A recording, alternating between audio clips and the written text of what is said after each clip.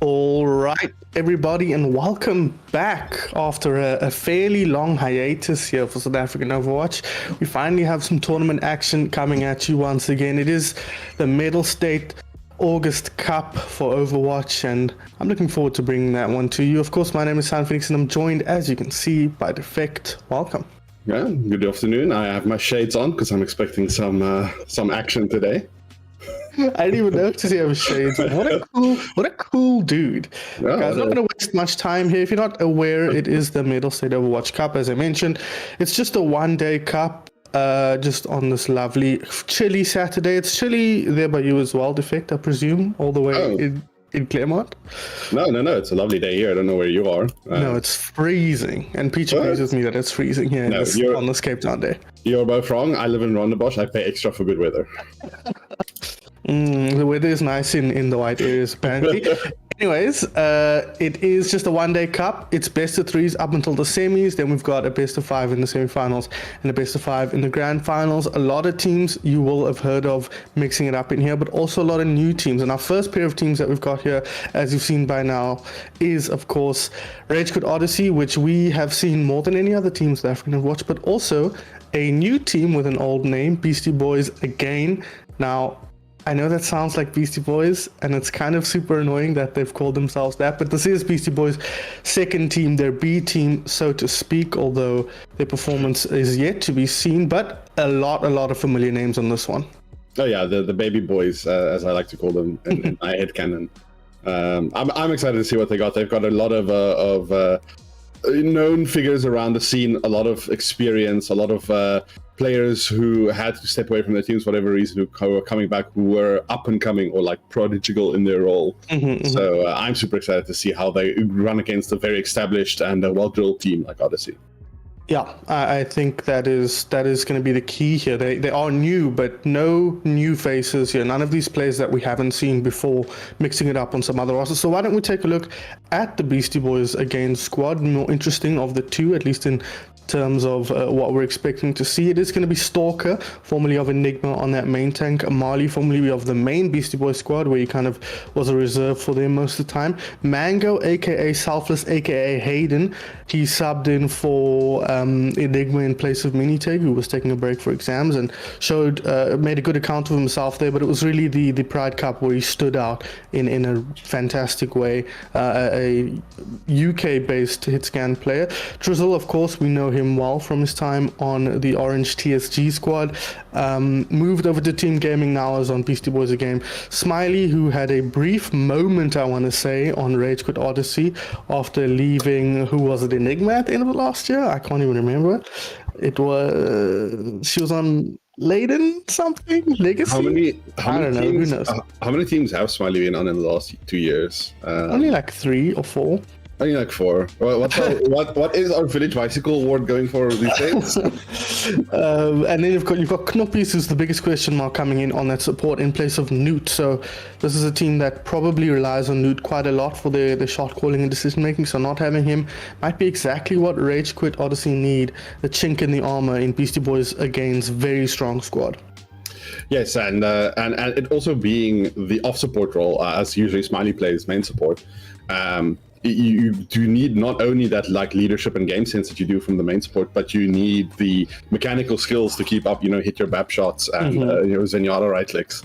So I'm hoping that Kloppy's performs. I'm not too familiar with their skill level, so who knows? Yeah. Maybe they're top 100 all along. Well, we know that he's not a top 500 tank at the very least, and that is his main role. So if he's been hiding some stellar support play, he's going to show it now, and I'm excited to see whether that is what we're going to see here. But let's take a look at their opponents. It is Knoppy's former team here, aka Kwaka, for those of you who aren't familiar. It's Rage Quit Odyssey. It's going to be Trigger Happy and Cubic. I think Trigger Happy was on Calypso before, I want to say. But he's been mixing it up with the Rage Quit boys for quite a while now. On the off tank, or easy playing main tank? Who I'm not knows? sure. He's playing both. Okay, so it seems like they mix it up. Cubic will be coming in on that off tank / main tank role. We know him very well from his time on Overclocked. Close. Overclocked. Where he was probably the stand-up performer. I want to say Belgian-based player? Question mark. Sweden. It's like same. Oh, sorry, Mini's Belgium.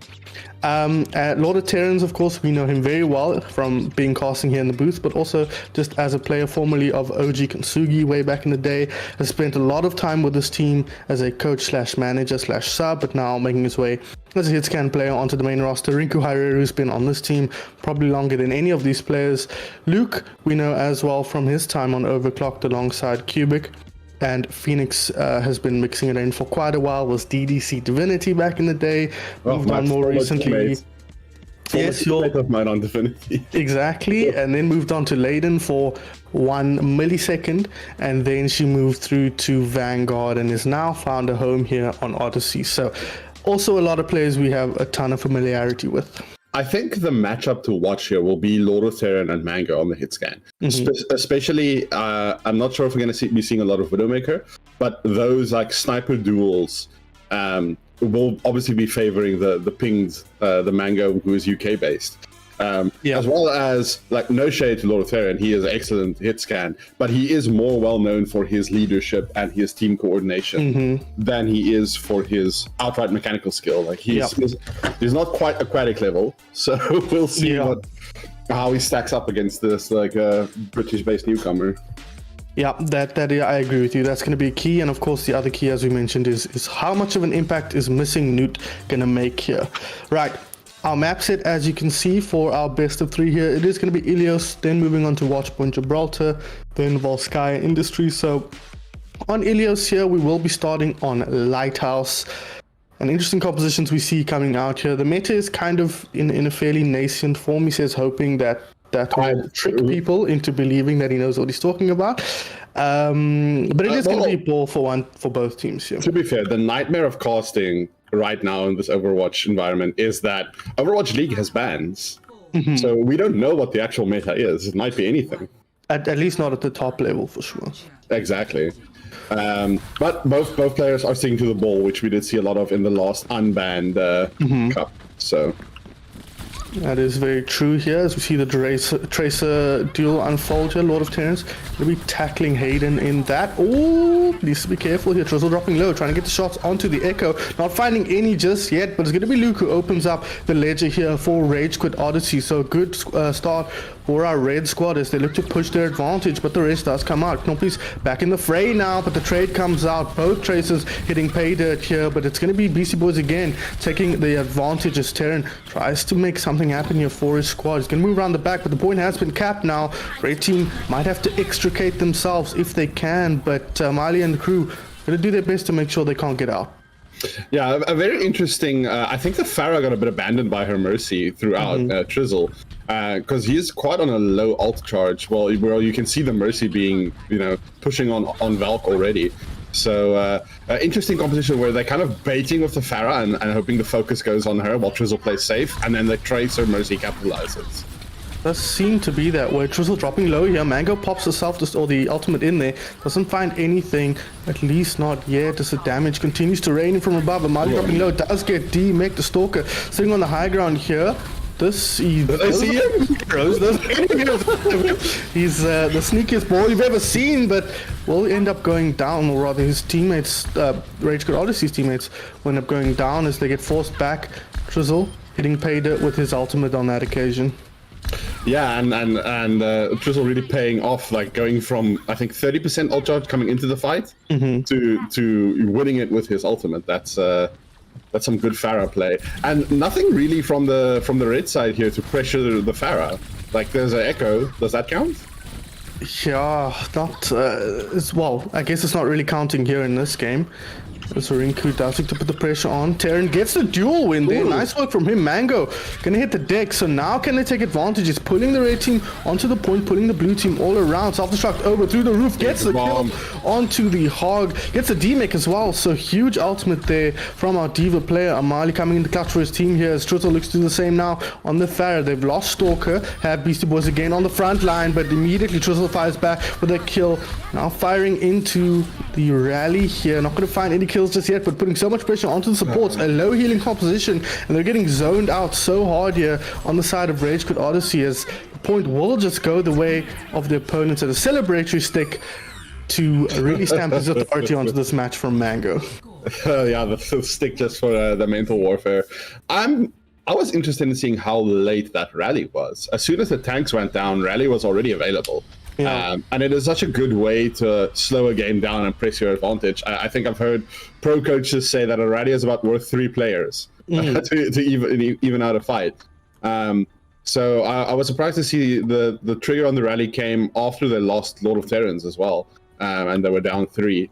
So I would have loved to see that a bit earlier, and maybe we could have seen something different. But so do the dice fall. And it's a strange combo, the Zen Brig that they're bringing out here again. And it seemed like Brig was playing around the Zen, trying to keep Luke alive. Yes. You kind of leave the rest of your team in the lurch. It is the Jonak special, where you're relying on your Zen to have a much more impact than normal, and then hoping to keep the Brig there to peel off the Tracer. Amali dropping low. Yeah, we'll get D-Mech here. So good start for Rage Quit Odyssey as Rinku Hariri tries to put the pressure on to Trizzle here. Does he find the picks? Not quite yet. Gonna have to keep following up here. He's putting 2 heroes onto him though, and now we'll get out. So good work from the Sombra player there. And Amali has Hog in the front line now. Hog low and sealed up, but won't go down. As Smiley takes evasive action here in the sky. Hook comes in now. Cubic gonna try and get out here. Cubic finds the kill onto Stalker. So a great start to Rage Quit Odyssey, for Rage Quit Odyssey rather, on this point. So they get the first cap. Yeah, I'm not seeing a lot of pressure on the tanks here from Rage Quit Odyssey. They're just rolling in without being slowed down. I mean, Mango swapped now, but he was on the Tracer, and he just tried to take the duel with Luke and Phoenix the whole time. And the Widowmaker is not known to be a tank buster. I mean, she does fine to poke them down, but there's not much you can do against the Diva and the Hog. Oh, Cubic going down there with the whole Hog.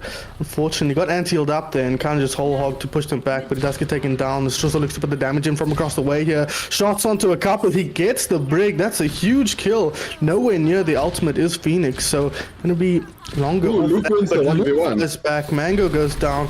The Stalker drops as well on the front line now. Coming in, Amali hacked up. Needs to be careful not to die to self-destruct, but it will be Knuppis instead who goes down. So Beastie Boys again, at best an even fight, at worst a bit of a disaster here, as they need to stamp or regain control here of this matchup, and it looks like they're starting to do that now, but Cubic is on the point, not dealt with yet. He gets the hook in, gets the kill onto Smiley. That's a great start as Phoenix rejoins the fray. Nice anti-heal, gonna make it hard for it to keep the team healthy. Stalker dropping low, hooked in. He's gonna get taken down before he pops the ulti. That is a bit of a disaster there, but it shouldn't matter, as Beastie Boys again will get their first cap of the round.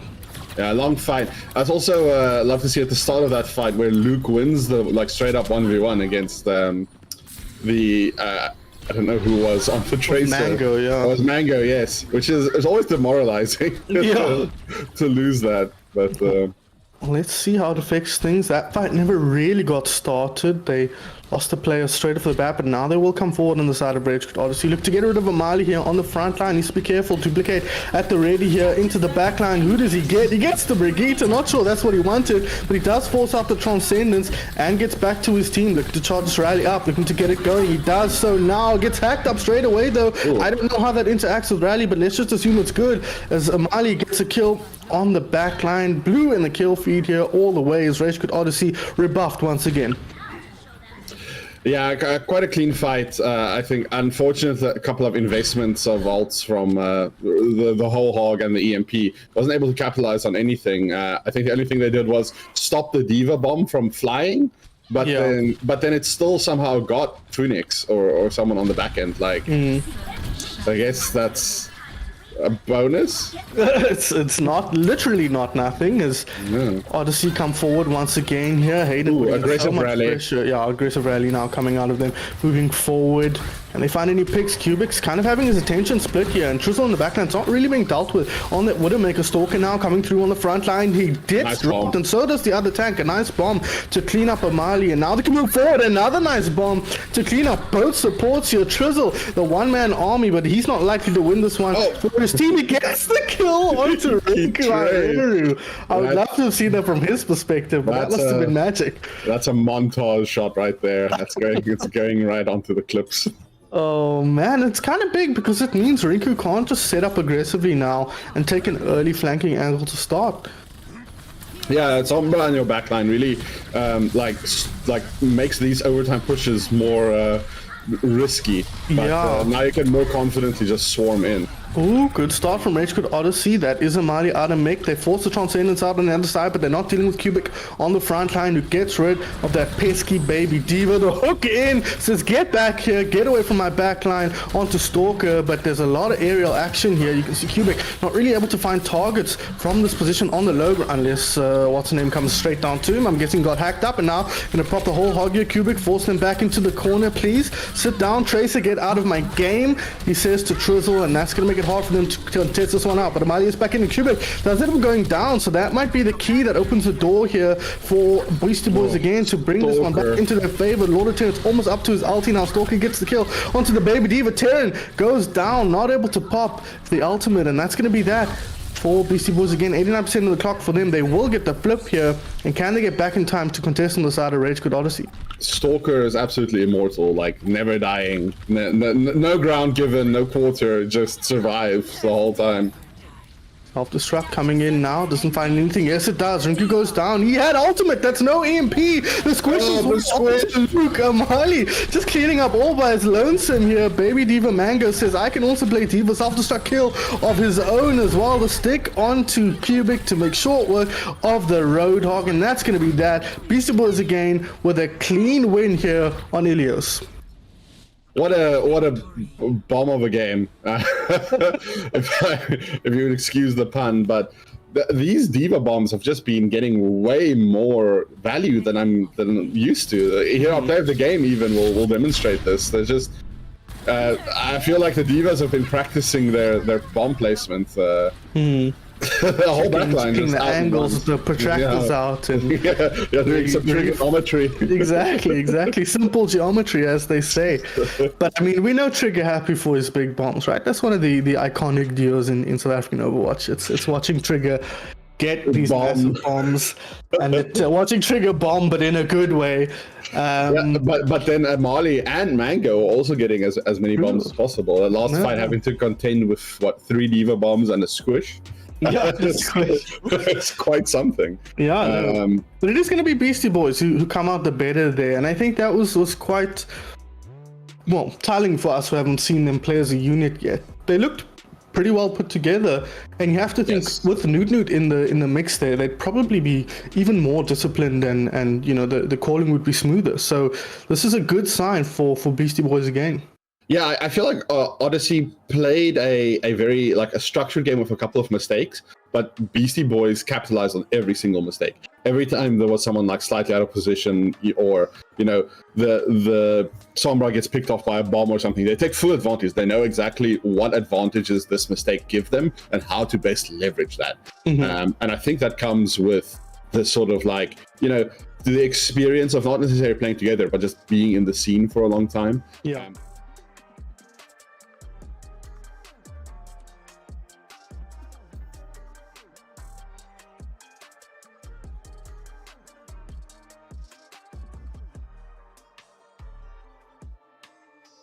After a while, you don't need the captain on the field to know what he would have said, essentially. So they gain this ghostly presence of him commanding them. So yes, it does make sense that that they have this sort of killer instinct. They're sort of ready to pounce on any mistake made, and as soon as they do, RQ fall apart. And I think the map that RQ almost won was because of them not making any mistakes till the very end. And once they did, they Beastie Boys drive a wedge through their game plan and exploit that. They play a lot like the parent team, to put it that way, where there's a sense of inevitability when they get control that they're going to keep control for as long as possible. You know?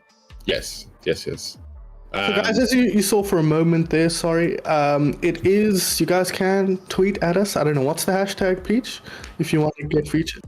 Hashtag ZA Overwatch if you'd like your tweet featured on the broadcast. We do check them. They don't just come through automatically. So say nice things, preferably. And you can get it featured on stream here if you'd like to send a tweet through. And we'd really appreciate that as well. And give us a follow as well on @ZA Overwatch on Twitter if you'd like to keep up to date with all things happening. Like this tournament, for example. We are just waiting for the teams to get ready here. We will be jumping into Watchpoint Gibraltar up next. Pretty different look here, but in a lot of ways quite similar to the Ruins map we played on Ilios there. I like it for Beastie Boys simply because of the existence of Stalker. He's well known for his like solid Winston play, and neither Cubic nor Trigger Happy are like established Winstons. We saw this like Diva Hog, which is working quite well for them. I was very impressed with Trigger Happy's Diva. I think there is quite a lack of top tier divas in South Africa, and that seat can be filled. And Trigger Happy is gaining in the power rankings, the Diva power rankings in ZA. I saw him peel extremely well for Cubic's Hog. A lot of sleeps getting eaten, a lot of nades not connecting, that type of thing to enable those nasty hooks. And I don't know how well this will play on such a like the first 2 points of Watchpoint being so extremely high ground focused and like Winston specific. And spoilers from the hero select, Cubic's already on a Hog, so who knows what it will roll out with. But I have questions about this Odyssey squad, right? I mean, I don't know what's going on behind the scenes, obviously, but you look at this and you think both of these players are pretty strong off-tank players, right? Who flexes onto main tank when you need one of those traditional main tanks? When you need the Winston, Reinhardt, Orisa, you know?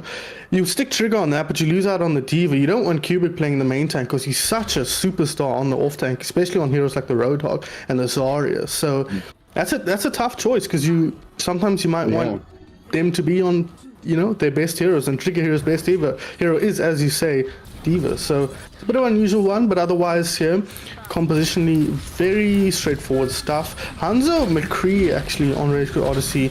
McCree not the most common hero right now, but seems to be something that Terran Lord favors. Yeah, Cowboy's a bit fallen off as well. Like, you know, the role of this like intermediate hit scan would probably be better suited for an Ashe who can also contest the high ground. Like I'm liking the Hanzo pick, the high damage really does. Man. Sure, that's a big dynamite. That's a lot of damage. Look at his alt charge, man. He's almost up 50% Trizzle is towards his trusty Butler friend. So Stalker just looking for an opportunity here. He's spotting someone out. Yeah, immediately they jump onto McCree, who was so far out of position there. They're going to take down the Brigitte as well, but lose Trizzle in the meanwhile. But this is straight up just Beastie Boys again. They knew exactly what they needed to do that take that fight. Amali will lose the make here. That's a little bit awkward, but they're going to clean up here, and they get to stagger out there. Nope, never mind. No stagger needed, I guess. They're just going to get that kill. It's dangerous these days, I have to admit. I am very impressed that the dive goes after the flashbang and the Brigitte, who are in server room. And they just, no fear, they just all go in there. The Echo boosts in, and both tanks use their cooldowns. And they manage to secure the kills against, like, you know, 2 stuns and a boop. That speaks to the coordination of their dive. Ooh, Cubic gets the opening pick onto Amali, who was Sans mech, so kind of makes sense. Stalker gets nattered up just to keep him alive, but you're going to turn defense into offense for a moment. But Cubic with the hook gets rid of that pesky monkey, and now it's going to help his team push forward here. Duplicate on the front line here, forcing out the self-destruct. That should get the kill. She'll fly back on, I think. Mango is here. He comes back, you know, cool. Speak of the devil, and he shall appear, and Mango looks to be the devil in the background here. Rinku needs to get out, but he won't. Trizzle meanwhile on the front line getting a double kill. That's going to open things up for Stalker to get back in here post respawn. Going to look to clean up Cubic. Cubic says no, get the back into spawn. I'm busy working here, but he will, unfortunately for him, get taken down, and Rage Quit will be forced back once again. It's interesting to see how Beastie Boys adapt to their own, like, you know, weaknesses in a current state. They were down both their tanks, and immediately the Echo copies the tank and the Bob comes out on point. replacing essentially the two lost tanks, which is very heads-up play. Not knowing that you have to swap roles from DPS onto the space-taking tank is very good coaching from the side of. Yeah, very, very smart play. A lot of experienced players, and it comes through in those kind of plays. High Noon now popped off. Not going to find anything Terran on this occasion. Might have been better served moving forward with that beforehand. But Stalker going to find the kill in the backline. Rinku says, let me try my hand at the McCree. Immediately he's going to help get rid of Knoppis, and now going to get rid of somebody else as well, Amali. So this is a good fight for Rage Quit Odyssey. Can they clean up, and can they get the car moving quick enough to get this point? McCree here on the front line, under pressure, taken down. His trigger now moves forward, looks to clean up the rest. Cubic, a stalwart motion on point there is Rinku. And move a little bit forward, needs to be careful, drops down, not going to get taken down, thankfully. Instead, going to pop some squats around the corners. Trigger looks to force them to bomb engage. Big bomb, not going to find anything. Amali, in fact, will end up going down. Can they clean up now on the point? Rage Quit with the advantage, with the opportunity, and that's going to be that. A nice double pick to follow up that first kill on Amali. A triple now, just a clean up here for our red squad. Need to get this first coin. Can they force the overtime? Not going to make a difference, but no. Nice work from Rage Quit Odyssey to retake control here. Yeah, very, very solid engage, all grouped together, and like taking advantage of their ultimates very well. I agree now as Clark moves forward. Luke does have his ulti available here. There is a High Noon from Trizzle though. One of the ultis that does kind of ignore the trance. Can only really protect himself, can Luke, with that against that other ultimate. But Rage Quit with a few other ultis coming in, and Mango as well with his. The hook comes through, doesn't find anything, but Mali taking a lot of damage, but not nearly as much damage as Phoenix takes, as she does drop the perfect pick to start things off with. Stalker gets both birds out of the sky here. Now going to move forward to take down the main man, Cubic, on the Roadhog. We'll do so with the help of Mango. We'll move forward now to clean up the rest, and that was just a clinic from Stalker. Yeah, this is why it pays off to have one of these prodigy Winstons on your team on a map that is very good for Winston. Like the team's able to come out of the gate, contest the high ground immediately without needing set up like you would for a Roadhog, and then use that advantage to just roll over the other team. It's also interesting worth noting that both teams have kind of made concessions to each other and swapped their DPS to mirrors. Now both on the McCree here. Oh, and the Echo, as you say. Rinku gonna do his best Stalker impression here as he looks to split up the opposing unit. Beastie Boys again under a little bit of pressure here, but the front line is doing all the work. Mango and Stalker cleaning up. They do get a return kill on the side of Rage Quit Odyssey onto Amali, but it's not going to be enough. They've lost 4 players already. And now Beastie Boys again can just push forward and once again control this high ground. And I think that's really been the key of the second phase. Yeah, I think like the tank line has such a hard time setting up on this high ground or attacking into it that I don't know if Hog's the pick here. I don't know how much value he's gotten in the last 2 fights.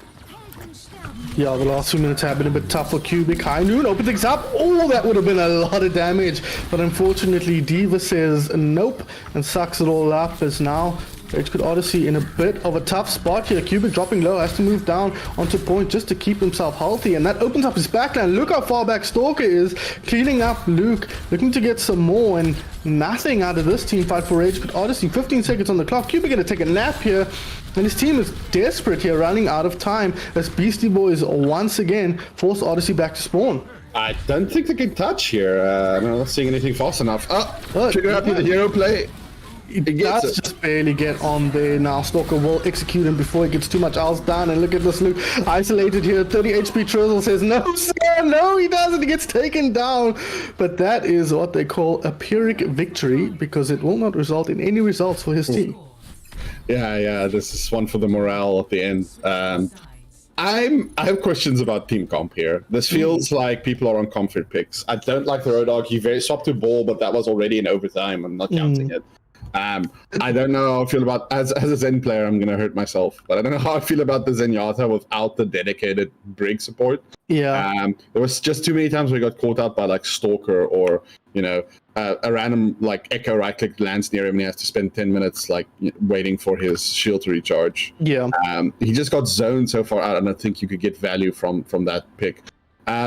I mean, I want to criticize the McCree for not being the optimal hit can pick on this map, but Yep.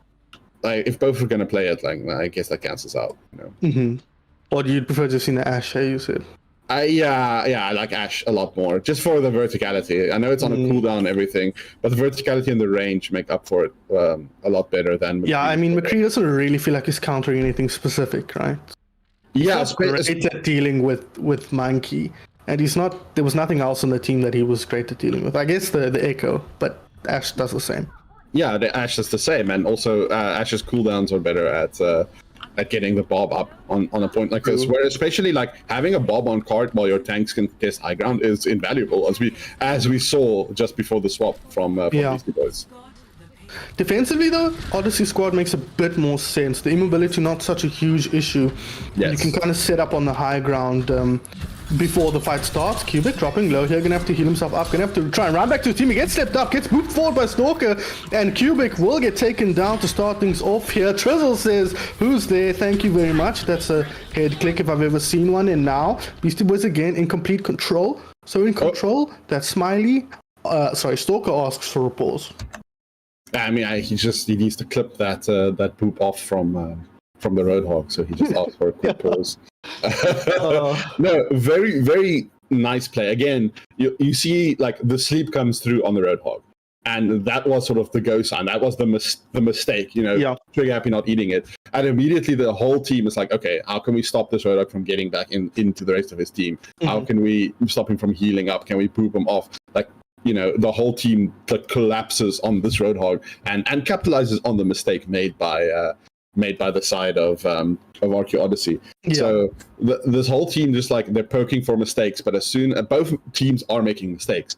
But I feel like it's Beastie Boys who have this like bloodthirsty, like going after the mistakes instantly type of game style. So they know exactly what they're looking for, and as soon as they see it, they jump in as a unit, and that was I completely agree. I think Cubic being forced to use his E was really the go time. I think the sleep was just kind of a bonus. I think once the E is down, Stalker jumps in to get in between Cubic and his team, and they just clean him up from there. So great work from Stalker and the rest of Beastie Boys again here. That really was a team effort now as they get set up here on the blue box and look to close in the angles of Rage Quit Odyssey's approach. And Rage Quit Odyssey are in a tough spot here. They haven't really had an opportunity to recontrol that high ground, but that's a good start. Nice right click.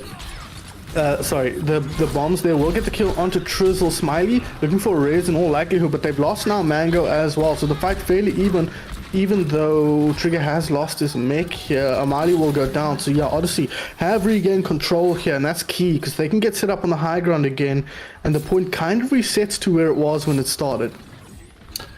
So is the idea behind the Cowboy here to stop the dive onto Luke? Is that the reason that you have the stun and not the Ashe? It might just be a hero comfort thing as much as anything, I don't know how comfortable Terran is on the Ashe. I seem to remember him being comfortable on it, but maybe he's just feeling the McCree today, and he wants to use the high ground to his advantage once he gets the high noon up. No, fair enough.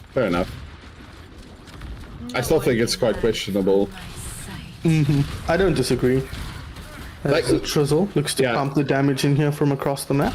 I'd like to bigger. Why did he had his ulti up, but immediately Cubic fires back with a kill onto the Dragon Blade. So that is a huge kill from the Odyssey off-tank players. Rinku says, I know how to play Genji. It's probably his best, most comfortable hero. He gets in there with the duplicated Dragon Blade, gets the pick, and Odyssey kind of retake a very tough start to a team fight there. That was a game-ending hook, like right in the middle of the dash animation and the blade coming out. That's why you have, I suppose, the upside of having the hog. Sometimes you just win a team fight with one shift. Of course. There's 1 minute 30 left on the clock here, so Odyssey are in a pretty commanding position here. Ults fairly equal as well. Both support ults, but that is a problem. Cubic out of position, taken down by a good sleep and anti-nade combination. We worried about Knoppis, but he's paying off for his team here. As Lord Lieutenant's under pressure, gets taken down by Stalker and Mango. So good work from our blue squad just to clean up now. Ultimate from Trigger Happy does find a kill there, but it's not going to be enough to help Odyssey back into this team fight. So Beasty Boys again, they find that chink in the armor, they execute perfectly. Yeah, I'm mostly able to control Z any type of gains made from last minute hero plays. Yeah, I mean, you kind of look at trickling. Cubic's positioning there and ask, like, I mean, what's best case scenario there? You get a pick, but they should be able to follow up and kill you. Yeah, I suppose his scenario was to just walk into range of his healing again. But Yeah, true. But I don't think his team are on the same page as him there. They are coming through here. They have to pop the trance just to get through positioning there. yeah. As Cubic almost up to his whole hog here, looking to put the damage in. Self-destruct comes through. Does he hook it back in? I think they're in trouble here. Nobody goes down. The Squish doesn't even find any damage. So a lucky escape perhaps there from Rage Quit Odyssey. But again, they hemorrhage the tanks. Both tanks now dead for our red squad. Do they have any rescue ultimates? No, they don't. The self-destruct to zone them back, and Beastie Boys again will take their first competitive match. Yeah, Beastie Boys and a half, I guess. Well, let's give the ring command the stage here, so you can see his well-deserved play here. Oh, it wasn't even the Dragon Blade I assumed it would be. No, you see him just kind of putting in the damage here, helping his team clean up on point. A triple kill. I'm sure it was a quad or more. But it's not going to be enough to help Odyssey control this matchup, bring it in their favor. So that is the end of their Mettlestate journey, at least for the Overwatch August Cup. It is, of course, single elimination, and it is best of 3. So that is their day done after just 45 minutes and 2 matches. But Beastie Boys again will push on through, and I'm excited to see how this team progresses. I think this is taking over team gaming for me as the team to watch of the new young players. Yeah. I agree. I don't feel like they're too new though. There's a lot of experience between Smiley and Stalker and Amali. Amali is old as well, and he's like a boomer. but Older than you and me? Probably not. I think so. Oh wow, he's an old man basically. Yeah. If I recall correctly, and Amali, don't at me, please. but yeah, no, I'm excited to see what's happening here. I feel like. Words are hard. Let me formulate this thought. I feel like the Beastie Boys aren't that big of a mechanical difference. I feel like the difference comes in this like coordination and kind of like, I don't want to say coordination like they're well drilled, but more this like bloodthirsty play style. Yeah. They'll wait for this opportunity and then they pounce, and all of them go in, and they know exactly how to basically exploit the weaknesses of the enemy team, as well as minimizing their own weaknesses. Like when both tanks go down, and I'll hold up this as an example. You know, the Echo copies a tank, and the Bob comes out to like make up for that lost HP. And I think that speaks to just their like. The way they see the game and the way they track what needs to happen for them to win, and that's where the difference comes in. Not so much a mechanical skill. Duels went either way. Ults were well used by both teams, but I think in that like sort of opportunistic viewpoint they have on the game is what's going to carry them forward. And I'm excited to see where that bumps up against the mechanical skill limit of a team like Beastie Boys proper. Yeah, Beastie Boys proper, but I don't know who's in this tournament. Vanberg? No, Enigma and Beastie Boys are like top 2 teams. I think. Well, Odyssey was probably the next in line after those guys if they hadn't gone up against. Oh, miss OG already. But I'd love to see them play against Enigma to see what comes from that. I think Enigma might have a bit of a higher skill cap, and maybe, and let's see how that compares. So, yeah, let's see. Indeed, before I let you, or we take a short break here, Defect, who's your player of this match? Probably Stalker, honestly. Okay. I just feel like being able to play an actual main tank, and on the Winston on Gibraltar especially, he showed how much it's worth being able to press shift and be on the high ground instead of having to plod your way up with a Roadhog. And then just having excellent like timings, knowing when Luke was exposed in the backline to push him, all that awareness. Yeah, I have to give it to Stalker. He is the conductor of the orchestra.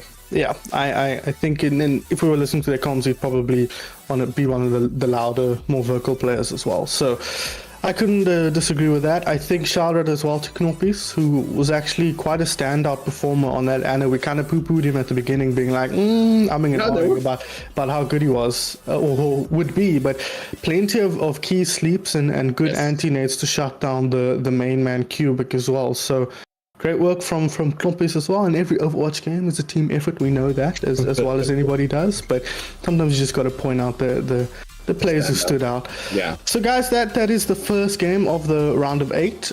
We will be moving on to the quarterfinals up next. Not sure which game we'll be covering here. We're kind of waiting for a few results to come through. We might see some new faces here in the next round. All results are through, sorry, apparently.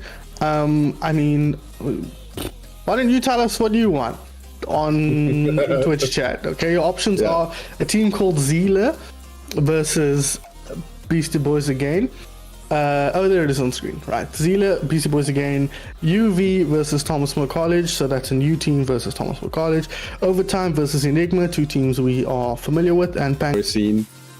So either of the UV or the Zila games, I'd love to see. I don't know how much we've seen of Thomas More on camera. I know they're not new. I think we've seen them once or twice. Maybe. Yeah, but they're not like Odyssey, who get casted the most. Yeah. So I'd love to see UV versus Thomas More or Beastie Boys again. Well, if you say in chat if you agree with the fact or whether you disagree, that's probably where I'm leaning as well. So we might see the new face of UV taking on Thomas More, some other new faces as well. So guys, that will be starting at 3:30, I believe, and that will be a best of 3 as well before we head into semi-finals. So not a ton of Overwatch today, but it should be a lot of fun. So we'll see you guys then.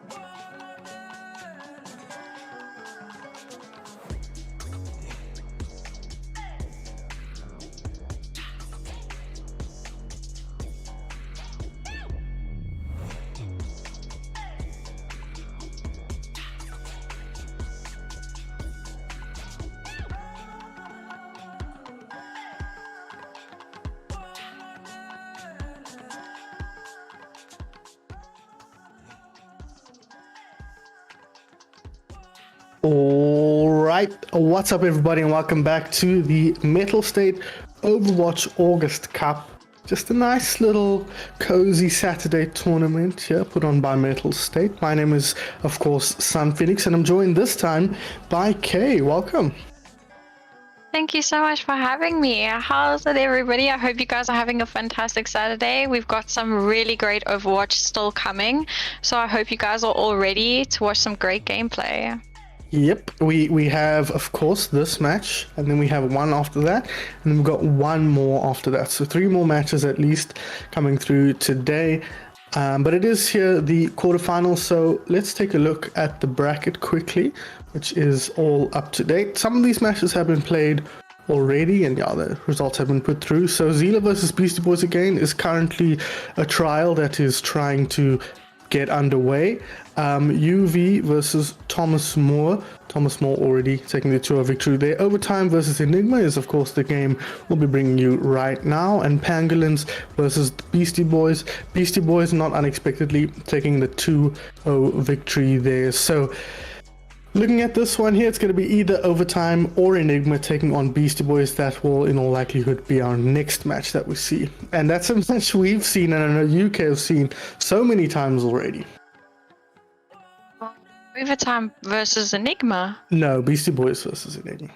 Oh, yeah, it is Overtime versus Yeah, I know. Enigma. I'm just looking forward into the next match, possibly, potentially. Potentially, yeah, sorry. Yeah, so obviously we know Enigma is a very, very strong team, and obviously if they go through, we'll be watching the, the classic old Enigma versus Beastie Boys, so we'll see what they can do here. But obviously, at this match, we don't really know. I know Overtime are a very good team. Yeah, I've actually never seen these teams come together and play against each other. So I guess it's going to be just a thing of whether Enigma can really bring it together, because obviously they're missing one of their core players. If they can bring that together and really take it to Overtime, or whether Overtime can kind of exploit that and then see how they're able to fare against the Enigma roster. Yeah, that is going to be the question here. Of course, on paper, we're expecting Enigma to be the stronger of these two teams. Enigma, of course, kind of fighting it out near the top of the field here, fighting for the top 2 or 3 positions now. And Overtime, kind of, we're never quite sure how they're going to fit in here. But let's take a look at the 2 squads, and let's start with Enigma here, the one we should be more familiar with. It is going to be Blur and Vertigo on the tanks. We've seen so much of them. Of course, Blur, formerly of Goliath Gaming, spent some time on Leiden last year and has now found the way onto Enigma here, kind of where we would have expected him to show up at some point.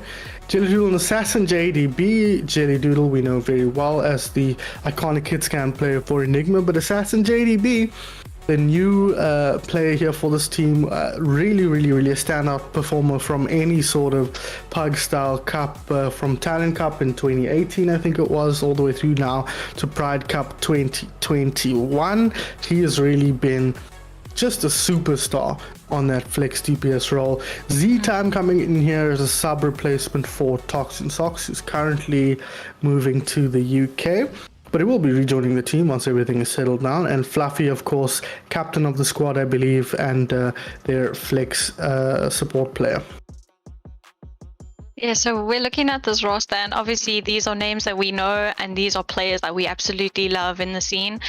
Some very distinguished members of the Overwatch community. So this is a very scary team to go against. So obviously, yeah, we'll just see how Overtime can fare with the replacement of Z-Time, because obviously we know that Tox has such a prominent voice in his team, being co-captains with Fluffy, if I stand to be corrected. Yeah, Okay. so we'll see how Z-Time fares with this higher team in this cup. We will have to see, and let's take a look at Overtime's squad right now.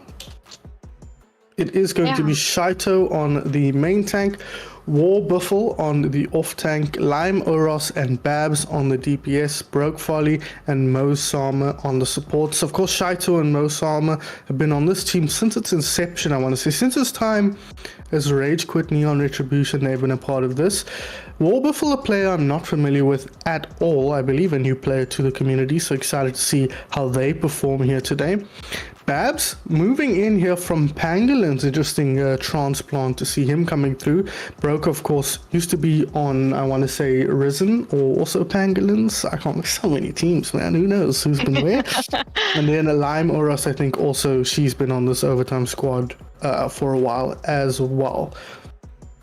Yeah, I'm really excited to see what this team brings. Obviously, in these games, we obviously know Lime as a very good hit scan player.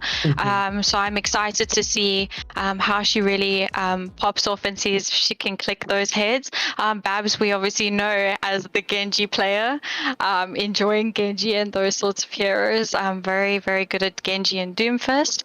And then I think it's a very solid lineup in their support. So yeah, we'll see what they can do.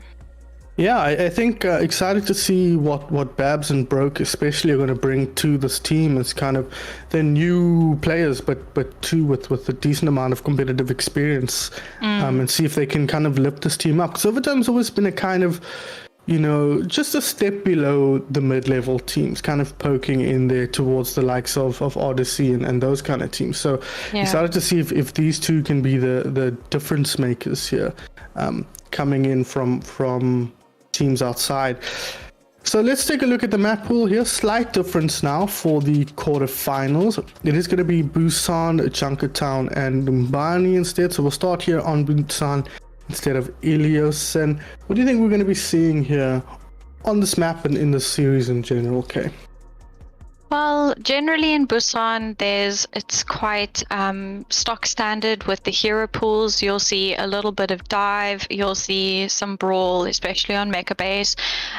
So I'm expecting to see the basic compositions of those maps come out with the Ryan Lucio, with the Monkey Diva, and then we'll just see which team can actually execute those compositions better. And see if there needs to be any adjustments, because we have been seeing those teams also running a ball instead of to basically complement their dive, to disrupt that brawl sense, the brawl comp. So we'll see if they need to make any sort of adjustments to the stock standard comps, but that's what I'm expecting to see. And I think we will just see which team can really execute those comps better. We will indeed. I think on paper here, you'll probably agree with me, Kay. We're expecting Enigma to take this fairly comfortably. Really one of the top teams. So before we get underway here, give me your prediction for what you think is going to happen scoreline-wise. I think overtime, obviously, if they really put up a good fight, we'll see some very, very close gameplay overall, but I am expecting Enigma to take this 2-0. Yeah, probably agree with you there. Looking at Enigma's composition here, Assassin on the Doomfist, an unusual pick. Chelly coming out on the Sim. We'll see if he chooses to switch that. And it's going to be Ryan for both teams here. Not that unusual on Mecha Base.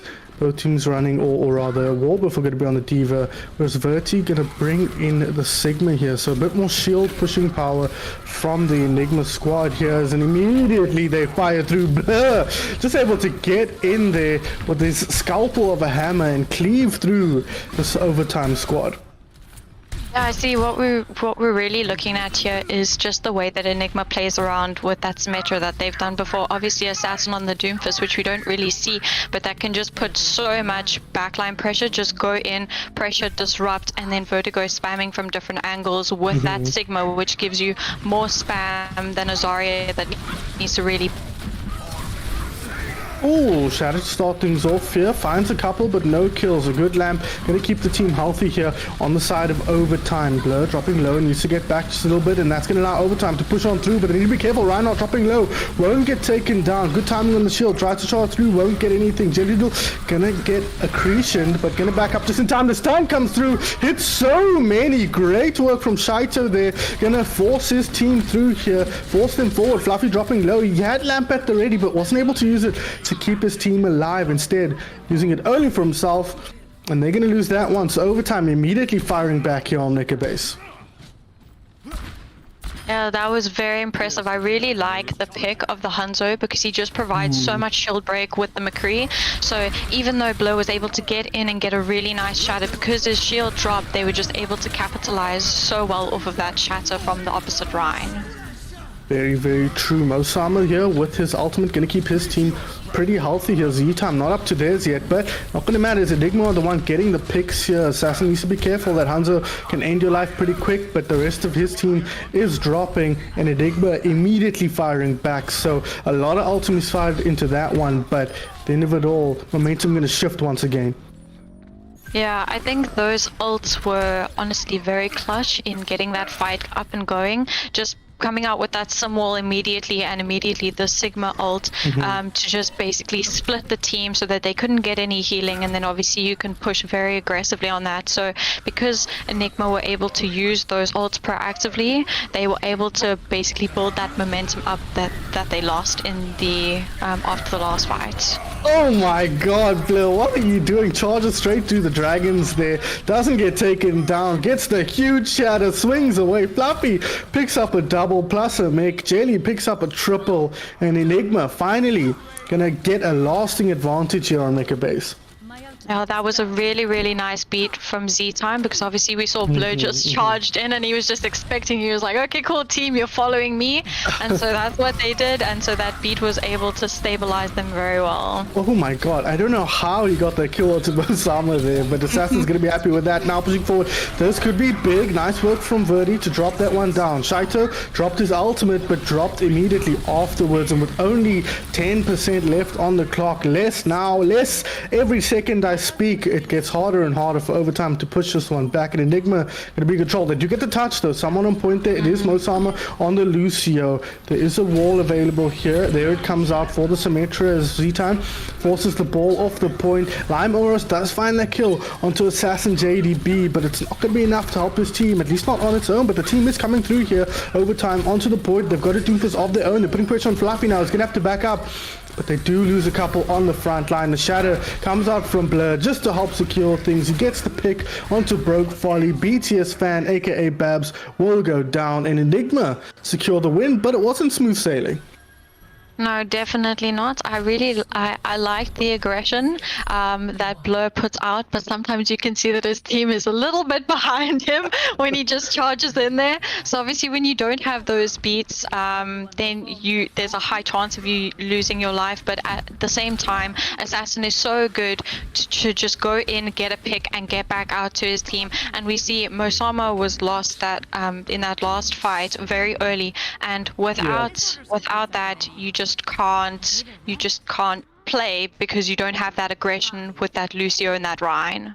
Yeah, no, absolutely. Shout out as well to Fluffy, who's been getting so many picks from the backline on that Baptiste, but he'll now move on to the Moira, and in fact wholesale switches across the board for both teams, in fact, as Overtime look to bring in the ball and the Diva, Monkey Diva on Enigma, so a lot more aggression, at least in terms of being able to jump forward here from both teams, and it will be Enigma jumping forward immediately. They spot the Mercy out, they want to put it down, but good work. It's going to help Broke Folly get out of there, and in fact they trade Blur out straight away. Broke does eventually go down, but they lose Fluffy on the other side. No resurrection available, of course, for Enigma. No Mercy in play for them, but Shaito dropping might open the door for Enigma to clean things up. Jelly will go down though. Great work from Babs to clean him up, so a real slugfest here on the point, but the Queen of Peel could be the difference maker here. She gets the triple kill at the end of it all, and Enigma gain control of the point. Yeah, so obviously, as you can see, Enigma are running that stock standard rush comp with the Somber Reaper. So the whole point of their composition is to stay together. So we saw when they did get split off, they Overtime were able to get those picks. But obviously, Vertigo, just being the stellar support, the stellar player that she is, knowing how to play her role, she was able to get those picks. Almost a support, Vertigo was. She briefly took a hiatus and is now back here on the role we know her best for on that Diva, especially Assassin here. Has his ultimate now, going to try and move on to point here. The hack straight on through to the ball. Shaito in trouble and losing teammates at an alarming rate here. No DPS left, no life left on the ball, and Enigma going to hold firm here once again. Yeah, I really like this composition from Overtime, but at the moment, I just think with how strong of a player Assassin is, especially on the Sombra, he's going to make life incredibly difficult for anyone. Oh no, Assassin! That was unfortunate. Oh no, Vertigo says, don't worry about it, I got your back, but he's rather... They don't even need to combo the self-destruct with the EMP there.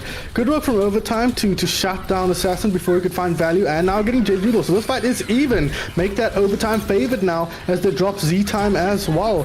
Gonna have to wait for the respawns to come in if Enigma's gonna want to win this one out, and they do get Babs down on that Reaper, but losing players on the red team here. Enigma struggling on the back foot in this team fight. Overtime are doing a great job of cleaning this up. Lime Oris will pop the duplicate and get a what do you call that spell? Angry Monkey spell? Primal Rage for their trouble, and it's gonna have to take control. Yeah, that was very, very well played from them. They really capitalized off of Assassin's positioning. I think he pushed a bit too far forward there, and his team wasn't exactly ready. So when he got picked off, then even though they threw bomb, they did have the respawn, so they were able to come back and really capitalize off not having that Sombra hack there. Aggressive movement here from Overtime. They pop the beat to get into the meaty insides here of Enigma, but no kills forthcoming. As I say that, there were double. One courtesy of the self-destruct, one from the Lucio, two from the Lucio make that, and just a clean sweep here for Overtime. So showing that teamfight wins are not a fluke. They're able to pick them up more regularly. Yeah, and I really like the way that the Lucio aggressively beat it. Enigma, you could see that they were not ready to have the entire team just rush them down, and I really like the fact that Babs is now on the Reaper to put pressure on Blur, because Blur is known to be aggressive, so he can be punished with that Reaper there. Yeah, and he's been doing a good job of it, in fact, punishing him. Jelly Doodle gonna pop his ultimate in the face of Babs' own, but Babs is getting so much more value, at least on this occasion. EMP comes through, gets a couple of picks. It's a fairly even fight now, with ults committed on both sides, but once the dust settles, it's still even. He said that like there was going to be a resolution, but there isn't yet. Mosama and the Baby Diva here on point, making nuisance of themselves. Blur, low HP, but he's got the healing, he's got the backup, and that's something that cannot be said for the Overtime team members, at least not on this occasion. They're still in control of the point. Dactyl Circus engaged now, coming onto point, going to look to build up a Primal Rage here for Lime Oros, but is it too little too late, or is he buying exactly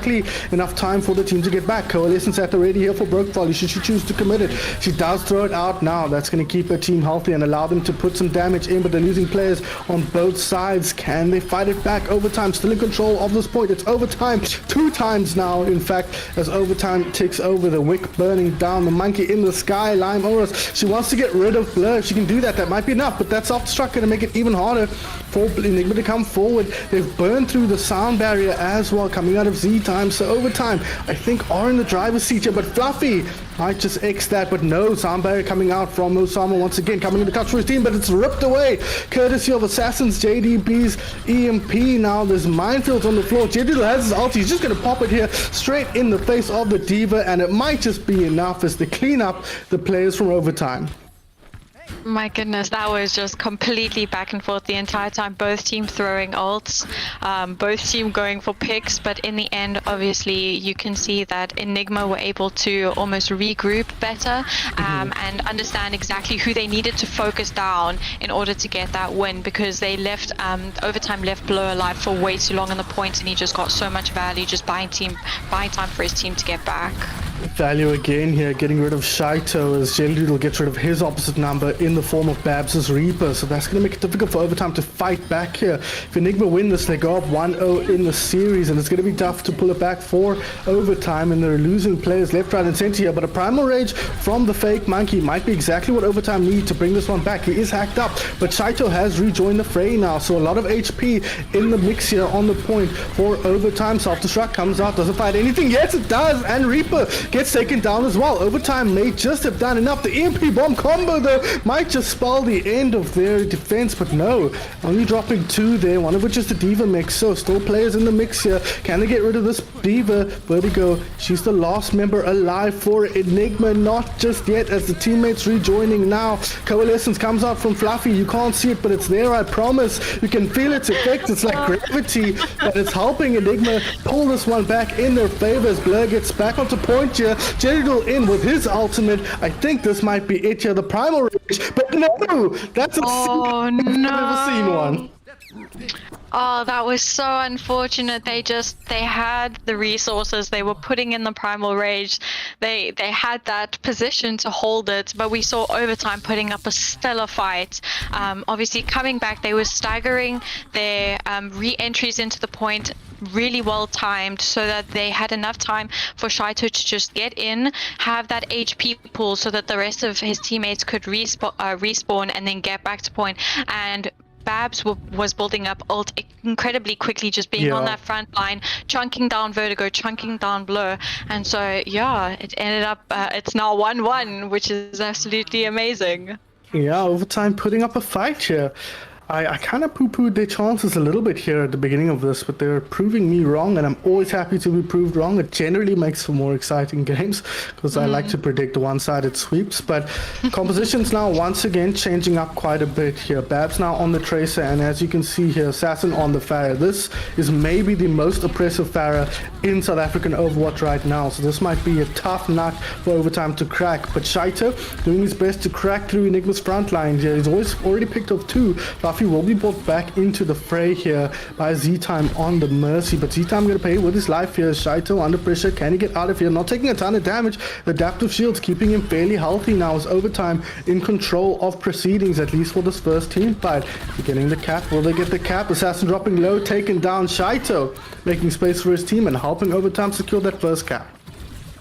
Yeah, that was incredibly well played by Overtime. They just negated all of the damage that Assassin was doing. He was not able to get the damage in, and because of that, they were just Overtime were able to pressure Vertigo and Fluffy, and so obviously they fell down, and when they fell, the rest of their team just fell with it, even though they had the res. Obviously, the Echo being really, really good at capitalizing and just bursting down those HP targets. Ooh, Buffalo dropping early there. Verdi getting a lot of charge. Can they take them down with a beam? Not able to get that, and it's going to be Babs instead who's dropped. So Overtime immediately on the back foot here. Shaito going to try and rescue it with the minefield, but he's dropping low and taken down as the rest of Enigma now pushes forward. They brought back Lime Oros on the Echo, but immediately Assassin going to take care of her as he switches now onto the Sombra. 53% already up to the EMP, so great work from the Sombra player, but his team still haven't capped this point yet. 53% on the clock now to match his ultimate charge as they look to clean it up. Enigma struggling a little bit to just clean this up. Fluffy putting the damage in, keeping the team alive, but they're not able to get the kills they need to. Shaito has now dropped a nice sleep across the way. I think hits someone, but it's not enough to secure the point just yet. 70% on the clock now for Overtime, and no matter the outcome of this team fight rather, they'll be happy with how things are proceeding so far on this part of Busan. Now Graviton Surge at the ready. Vertigo doesn't want to have to throw it out to secure this fight. Self-destruct in the backline, doesn't find anything, but it's still already in the kill feed, but it doesn't matter if they don't cap the point. Finally, Shaito goes down once again. It's almost in their control. 90% on the clock. This is the longest toll I've ever seen. Baby Diva not down. Yes, finally down. Tracer down. Point capped at last for Enigma. At 96%, that was absolutely huge from Overtime. That was just, I was watching that and I just did not know. I was waiting for to tick over and it just didn't. I really like the switch to the Sombra for Assassin. Oh, you see a grab come up really early in that fight. Yeah, not very good, and an EMP to follow up also not great. They popped the nano in here as well, so a lot of ults committed here for Enigma. Now only the rally left in the other direction. What is happening? Blur is taken down, not able to hop over the wall back to his own team there. Babs says thank you very much, so I'll take that one, and now they can start to push forward, or at least get set up to move forward. Yes, here comes Shaito regrouping with the team. He's going to move forward now, try and put the pressure on. Needs to be careful not to get hacked, but he knows now where the Sombra is. He's got the minefield at the ready as well. He gets hacked up before he can pop it, but that shouldn't be a problem. But the pulse bomb in the back line gets rid of both DPS, and Assassin JDB reminds us all why he is a monster on the Tracer. Probably his best hero. We don't get to see it. Sorry, this is not, it was Jellydoodle. I'm bad. Never mind. We don't see Jellydoodle on the Tracer very often either, but he's a monster as well. Yeah, so obviously that was an absolutely huge pulse bomb. You see the Echo being picked off. They are playing very, very Yeah, aggressively super as a aggressive, team. yeah. Moving forward here, just trying to get the cleanup, just trying to force them back into spawn here with 80% on the clock. This is a pretty ballsy play for Enigma. Pick now might spell the end of their game, but shouldn't be an issue. They know the limits here, and they've got Assassin almost up to an EMP. Yeah, this is going to be a second EMP. Hopefully it's a little bit better than the first, because that and the grab were just kind of chucked out into the area, hoping that they'll find something. Oh, there's the grab combo. Jelly Doodle, what are you doing? I just sang your praises, and he killed himself in a Graviton surge with his own pulse bomb. A double pick to start it off from overtime, set the tone for this team fight, and now it's just a matter of cleanup. Fluffy, the only one with any ultimates available here, and it's not going to be enough. It's going to be overtime who takes the first map. And yeah, as you said earlier, I love being proved wrong when I also vote on clean sweeps, but that was just amazingly played by Overtime. Obviously we spoke about how Enigma know their limits, but you can see that Overtime also know how far they can push it and who they need to focus in order to get that team fight win. So we see in that last fight when it was just ticking up to Overtime on the point, that they just needed to get the 2 picks. They got the 2 picks, and because those picks went down, and unfortunately Jelly got a pick with Pulse Bomb, but he killed himself, and there was just no one who could touch point, and so it's 1-up to Overtime, and very well played to them. You do kind of get the feeling, though, not to minimize the work that Overtime's done here, and I've got plenty to say about what Overtime has done here. Enigma made a few crucial mistakes that really gifted the game to Enigma there. I think that C9 on downtown, they're going to look back regrettably, because they really were in control of that team fight, I think. And then a couple of really poorly executed combos on that last map, especially when it came to that grab. Really not finding enough value out of that to justify the Zarya pick, I think, and a few questionable EMPs over the top as well. But I'm looking at Overtime and I'm thinking to myself, the difference that Broken and Babs must be making to this team is huge. You can see they're playing with a lot more flair, a lot more fire, and it's allowing Shaito especially to play with the kind of freedom that we're seeing from top level main tanks. You look at Stalker in the previous round, he's a dominant performer because he knows his limits and he knows what he can get away with, and a big part of that is because he knows what his backup is capable of. And you can see Shaito with Babs now in the mix and Broke on the healer for that round really felt like he could play with a lot more freedom. Yeah, you could see that he was just able to really capitalize off of the picks that they were playing, the type of composition they were playing, obviously with the ball and the Echo, and how he just went in and immediately, right off the bat, when they were still when points hadn't even been capped yet, how he got 2 picks and they were able to get that first initial cap. So and then obviously he built ult so quickly. So I completely agree with you. I think the team is looking very strong, because obviously if you allow your main tanks to have that freedom to do what they're able to do and play their role like they know it can be played, then obviously that completely turns around how your team can play, because obviously in Overwatch we speak about main tank difference, and and that is just a key example of that. But unfortunately with the Enigma, the C9 was very unfortunate. Below had just jumped off with the Primal Rage. Obviously we know he was trying to primal people off the point, but there seemed to be a bit of a miscommunication on who was still actually touching the point. And then I liked the aggression of Enigma, but I feel like you need to know when to pull back from that. And when they threw the grab out, it only caught the Diva, and then they put EMP on top of that, and it caught 3 people, but no one in the team was in position to capitalize off of that. And EMP is normally a like team winning fight. So when you're not able to capitalize and actually go and be aggressive onto that, then it almost seems as if it's a bit of a wasted ult. You kind of have EMP and Graviton Surge, which you expect to be team fight winning ultimates by themselves. Yeah. And so when you combo them, you're really, really hoping to ultra secure a team fight. But on 2 occasions, they're using both of them and not winning the team fight. That's a big, question mark or red flag around this Enigma squad. So they clearly have a lot of work to do. Of course, we remind ourselves and everybody else that they are missing Tox, who's a big part of what would likely be the core of deciding their discipline and their decision making. So could be a part of it, but really, really huge credit to Overtime and what they did there. No changes for either team here. Composition, we saw Dragon Wolf in the lobby there hop into the team for just a moment, but it is Broke Folly reprising her role on that flex support as she did in the previous round. So excited to see if Overtime can prove that win wasn't a fluke, that if Enigma is playing at their own best level, that Overtime can still take the fight to them. And I think from what we've seen, we have no reason to expect that they can't. Yeah.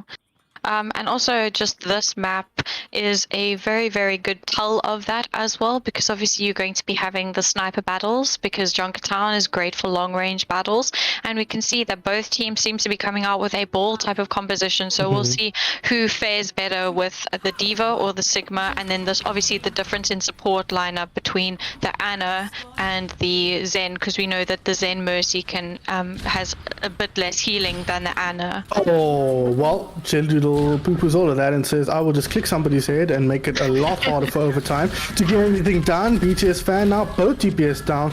Morris has been raised up, but immediately it's the DPS difference here from Enigma getting that double pick onto the opposing numbers as Assassin. Look at what is happening here. Just look at me, focus on me while my team pushes the card and puts the pressure on elsewhere. Enigma just splitting Overtime's attention here and making such nuisances of themselves in here. You can see he spotted out the Arne straight onto him.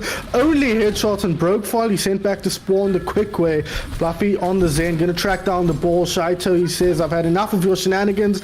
Wants to get rid of that pesky ball and will do so as Jeldoodle takes down Broke once again, raised for just a moment there and spent back to spawn once again. Diva now on the point, but Jeldoodle uncontested here in the back line. Tough fight for Overtime. Yeah, an exceptionally tough fight, especially when you're playing against that Zen orb, because Jelly is just able to do so much damage with a headshot, as is Zanai's got a Discord orb, and Assassin has that target. He knows, okay, cool, this target is going to be focused on, and obviously they're going to fall from there.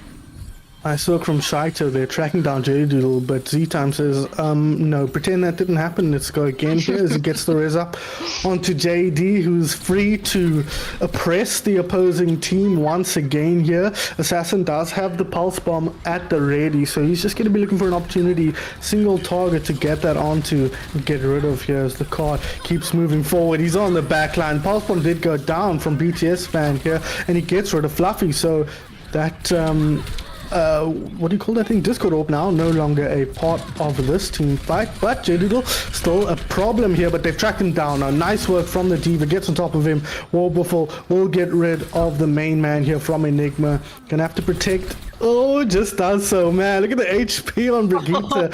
Gonna corral her out of there. Shaito gets the pick onto Blur in the backline. Res will come out onto him, and they have lost Babs now. So this is a long, drawn-out fight, but it is Enigma in control right now. Shaito though still alive. Nice combo there. The Dragon's through with the boop. Now the nano boost onto Shaito. Again, the frontliner making space for his team here and doing a great job of it. They're coming back. Here comes Babs. Pulse bomb nearly ready to go as Lime Oros puts the damage in from the distance. They forced out the Transcendence here. Need to be careful not to get dropped. Fluffy looking to position himself aggressively there with the Transcendence and won't get punished for it, at least not yet now, as he puts the damage in onto the Diva. But the card is moving forward here. Shaito has spotted Mark, gonna try and put the pressure on, but has to run away, and it's Blur on point getting the picks. They're going for Fluffy, but Fluffy, the Ninja Master here, parrying them, rebuffing them at every opportunity, and that's gonna allow Enigma to push their way onto the point. He gets rid of Shaito eventually, does Fluffy, and they will get that second point cap.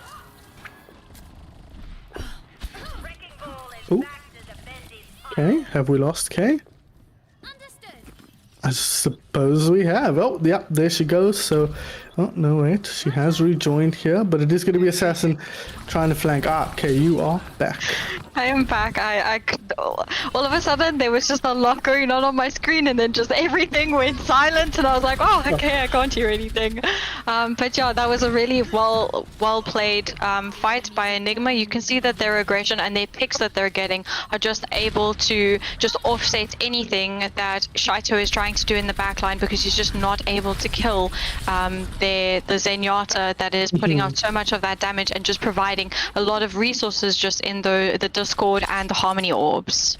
Yeah, and you can see that Overtime is putting some effort now into dealing with the Zenyatta. Straight onto him there, and they get rid of him. They get rid of both supports and Jeju in quick succession. So Overtime identifying the target they needed to get rid of and executing excellently on top of that. Now, just need to get rid of Blow. He's going to try and make his way out here. We do see Lime Oros on the Genji here. Not the most popular hero at the moment, I didn't think. But she's going to try and make it work. Yeah, I like the switch to the Genji. The Genji deals really well with the snipers, because Genji obviously just kind of negates that by deflecting and then getting up into your face, and you can't really do much. Yeah. So obviously we saw that getting a lot of picks, but now Jelly's obviously switched to the Soldier because of that. Yeah. So it's a very good counter to that. Soldier, a nice stable pick here, and one of Jelly Doodle's favorite heroes, I think, because Pulse Bomb comes out on the other side now. They get rid of Mosama, get rid of Lime Oros, so a difficult start to this team fight after Shaito's ultimate, but doing a good job to recover it here. But it does go down on the front line here, but yeah, they'll use Shaito in the back line on Overtime, and the cart will keep moving here forward for Enigma. But the spawn's quite favored for our defensive team here, so I have to wait and see if they can push through. They have this Gravitic Flux now at the ready. When does Vertigo pull the trigger on that one? It's right now. She looks to catch someone. She gets the ball up in the sky. Fluffy trying to deal with Babs on the side there. Now has a Brigitte in his face rather, but will pop the trance to keep his team alive. Shaito has dropped Jelly almost up to his ultimate. Will pop it now. The attack bites, but has to take evading action here. The self-destruct won't find anything, but did buy a lot of time off this tactical visor. Still gets Lime Oros, who tracked someone into the room there as the Diva gets D-Mech. 2 minutes on the clock here, so it's going to have to be quite the stall if they want to buy themselves some time here on the side of Overtime, but they're losing players too quickly, and Enigma are pretty mad about the previous map, I think. I think so. You can see that they've come out in this match and they've picked the heroes that they know, okay, this is a composition that we are very good at playing. We know how to play this. These are strong heroes. And so obviously they were able to just be incredibly aggressive with Assassin's Tracer, just with that Discord orb, and obviously Jelly just clicking heads left, right, and center.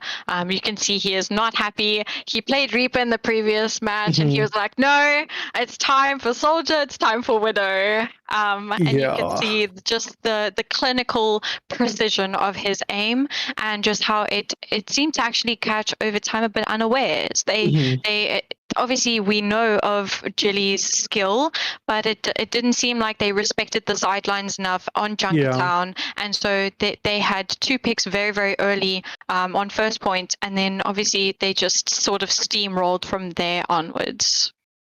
Yeah, it did feel like Jelly just turned it up a notch, right? When you got into this map on that first point, especially the Widowmaker was just completely untouchable.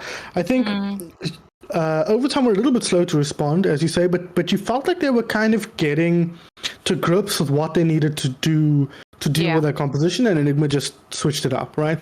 Stuck Jelly on the Soldier, leaned on the aggressive play from Blur a little bit more, and played well and stably from the back line. Kind of just dodged and parried the ultimate when they needed to, and kept the cart moving forward. So that's kind of what we were expecting to see out of Enigma, that discipline, that skill, that synergy, that teamwork that we expect from a team of their caliber. There was Overtime just a little bit slow to respond to exactly what they needed to do, but we saw some strong signs from them, the way they were able to identify what needed to be done and force Enigma to switch it up. Yeah, I think that was very well played. You could, I mean, we're just going to carry on just commenting on it about how just Enigma seemed to come out and they had a game plan, and over time they did respond to it on third point. I liked the switch to the Genji. I liked on second point. I liked the switch to the Brig just to deal with the Tracer a bit better, because we did see Assassin one clip broke on the Ana, and that is something that you can definitely fall prey to when you don't have that protection of a Brig against a Tracer in that sort of composition.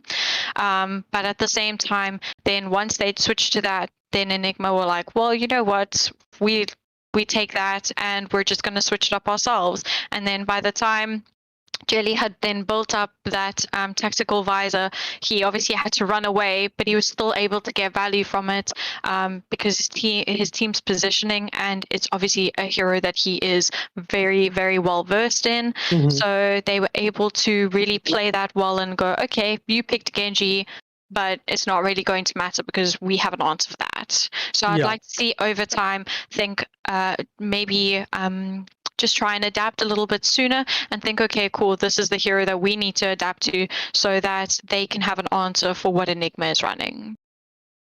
Yeah, we're just trying. Sorry, I think somebody's having internet issues here.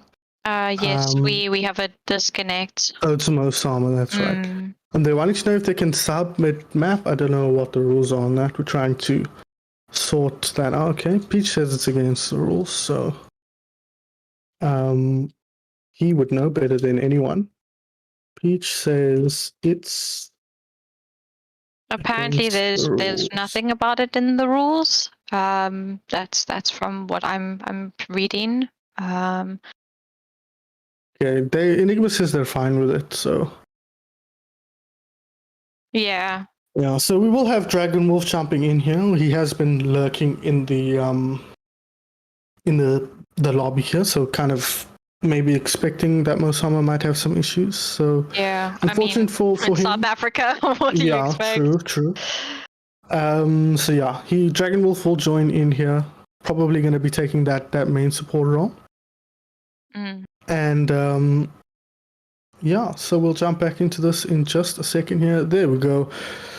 Right, so 2 minutes left on the clock here. Overtime with a lot of work to do. We don't really know of anyone on their team who has a Widowmaker or a hit scan of the caliber of Jelly Doodle, but we did see Babs start the previous defensive round on that Widowmaker. So you think we're going to see them lean on that a little bit, or do you think if you're them, you kind of go a different route completely? I think the issue with Junkertown is generally the team that has the better snipers are the team that wins, or at least pushes faster.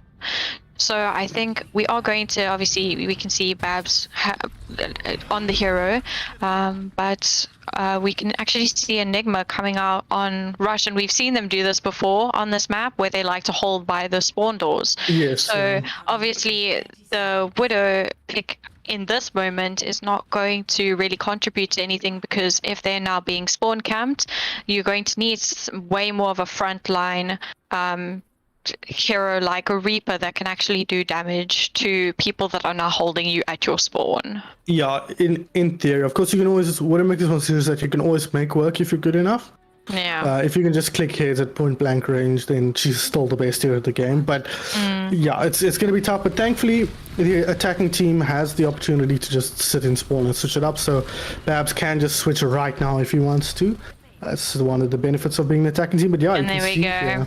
yeah, and he does switch up straight away to that Reaper. He said he needed to have something that could frontline a bit better, and Reaper is the perfect pick in that regard. Although he does end up being the first to drop for his team here, but they have tracked down Verdi. Sorry, no, that was the Warbuffle. So yeah, pretty hard start for this for overtime. But Shaito doing his best to pull Enigma back, and it has resulted onto a kill onto Z time. So that might be enough for overtime to kind of pierce through here. Yeah, that was a very, very good pick, because your Lucio is very imperative in Rush to kind of keep your team up, but unfortunately Shaito dropped, so that's their disruptive force that's now going down. So they will have time to get their Lucio back into the fray. The Blur pick is probably a lot bigger, I think. He's kind of been a huge aggressive path, but maybe not. With the Coalescence coming out here from Fluffy, he gets the pick onto Dragon Wolf, but Spawn is so much closer, and yeah, over time they'll just get all the picks they need. A nice double headshot here from Babs, looking to clean things up. He gets a third headshot, and we give him the kill on the Diva here, make it a nice round 4. He does not. Stolen by Lime Oros here. Blur's back in the mix here. Not sure how I feel about this commitment, but he does end up going down, and the cart will finally start moving for overtime. Yeah, I really like the switch. So obviously the Reaper didn't really work out because he came out the bat and he just died. So we can see that Babs is quite comfortable on Hunter, and he's already using ult just to zone off so that they can move that payload forward. But Enigma is definitely going to have a recontest, so we're going to have to see how overtime plays this and what ults they can commit to this fight. Oh god, that's bad. Nope, it's fine. The Salvage is a bit high there. They try to combo it with the EMP, not finding anything on that occasion. Gendoodle has the ultimate at the ready now. The Death Blossom, could he pop it here? Does he want to use it on Shaito? Ooh, Blur nano boosted up with the Primal Rage. Not a combo you generally want to see, but it's going to help him secure the kill onto Brokefall. He now self-destruct, finds the kill onto Z-Time. So overtime are weathering the storm quite nicely here. Lime Oros going to throw another one over the top. Does it find anything this time? No, it doesn't, but it should help zone them back and buy space for overtime to get all the picks they need to their Biffle. Warbiffle will kill Blur as Fluffy looks to rejoin the fray on the Moira there. But nice work from overtime there. Gonna help them push forward, but there still might be more in this for Enigma.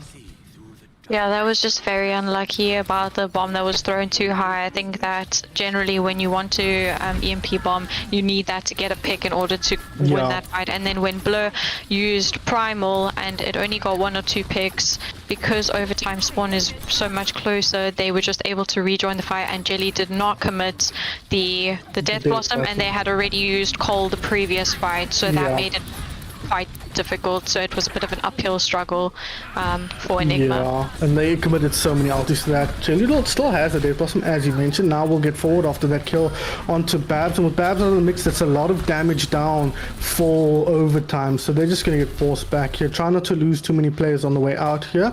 Shaito is more than half HP, so he should be fine getting out, and yeah, Assassin's just going to move back towards the hacked Mega here. He has built up another EMP, and that's something I will say about him. He has been building up that ulti very quick. Yeah, he builds one practically after a fight and a half. And it just speaks to his caliber as a player, building those EMPs so fast, and that's a huge EMP. That's a 6-man. What a combo, as you say, huge EMP. The Death Blossom over the top, gets a triple, picks up a 4th with the Hellfire shotguns, and Gendoodle and Assassin working together to secure that team fight for Enigma. Yeah, I really like that combo when Assassin throws that in and you just can't move around, you can't do anything, especially with heroes that need to be mobile like the Echo and like the Bull, but Shaito's obviously switched now, and then just throwing out that Death Blossom with nobody being able to move anywhere. Oh, really, nice pick. Sorry, Kay, from Babs there onto Jelly. Immediately opens the ledger here for overtime in this team fight. Now pushing forward is the rest of the blue squad. He's under so much pressure in the corner here. Babs will go down. They tried to squish Blur, but he's got 1,000 HP. Eventually they'll burn through it with the Dragon Wolf's Brigitte here. Now I'm going to try and get Verdi out of the mix, and they will do just that. But there's still a Sombra in the mix here, but I don't think they've got the damage on the side of Enigma to force them back. Overtime have punched through here, and they can start the cart getting moved forward here, but they need to get rid of this man right here, J-Doodle, and they need to get rid of Z-Time on the Lucio. Fluffy has now dropped the duel from Reapers. It's the saddest thing to watch because they just kind of strafe back and forth and shoot blindly at each other, but eventually it is Jelly who loses out there, and overtime who keep the cart moving forward. Yeah, that was definitely a call to just die on cart, because we can see all at the same time 4 players, the squishy players just ran in and were just jiggling around on cart. But that was really, really well played. I mean, you can see how Shaito is comfortable on Winston, and you don't really think it because you can see he's really comfortable on ball, but he's already built up Primal, so we'll see how that gets used this fight, because they're using Cole. Yeah, coalescence here from Fluffy coming through. Doesn't find any picks. They track down J-Doodle. Shaito, he knows exactly who wants to deal with the EMP combo. Warwaffle gets the pick as he loses his own life. So overtime, sitting pretty in this team fight, especially with that pick now onto Blur. It's just a matter of cleanup of these 3 players left on point. The Diva now will get D-Mech. Vertigo not going to do anything more in this team fight, at least not in the mecha. Gets booped in the butt there by Dragon Wolf to get rid of the baby Diva. J-Doodle's back in the mix here. The Brig going to try and make short work of him, or at least protect herself in any case, as now overtime will get the second point cap. So still everything to play for here. As I say that, it was that Z-time. No, not going to stall that one out for too long.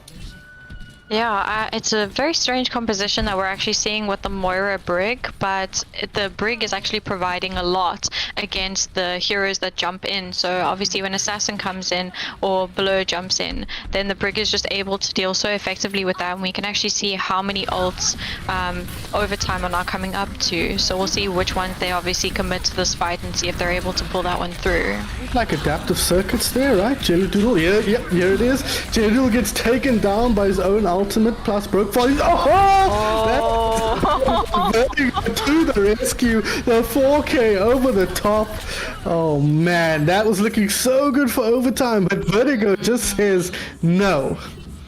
Yeah, that was unlucky. They didn't have the monkey bubble to protect. They didn't really have anything to protect. They were all stuck in that thing because the doors had closed behind them. And Vertigo was like, well, this is a perfect opportunity. And she just throws that bomb out there and they can't do anything about it. So that was a very good stabilize from them, because obviously we don't want that momentum to build for overtime if Enigma are wanting to win this map. This should be a win team fight here for Enigma. The EMP over the top, but they're not getting any picks just yet. I think the rally is so huge here from Dragon Wolf, keeping his team alive, and they've lost both tanks now on the side of Enigma. Again, the EMP not the team fight winner that we so often see it be now, as Shaito gets the cleanup kill onto the Lucio. There's still a Tracer, or rather a Sombra, floating around here, but remember, overtime have to cap here to keep themselves in the game, and there's a long way to push with only 7 seconds and overtime left on the clock.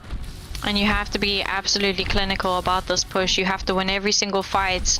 And obviously with the respawns coming in from Enigma, if they have a group and they take a fight properly, they'll be able to take it. But if they start staggering in and don't get the picks that they need, then obviously it's definitely doable for overtime. It is doable, but harder now with the mech down. But they take Vertigo's mech out of the equation now. Broke volley drops, Dragon Wolf block, no healers left for overtime, so this is Enigma's game to lose. You'd have to expect they throw the Death Blossom in here just to clean things up, and that's going to be that.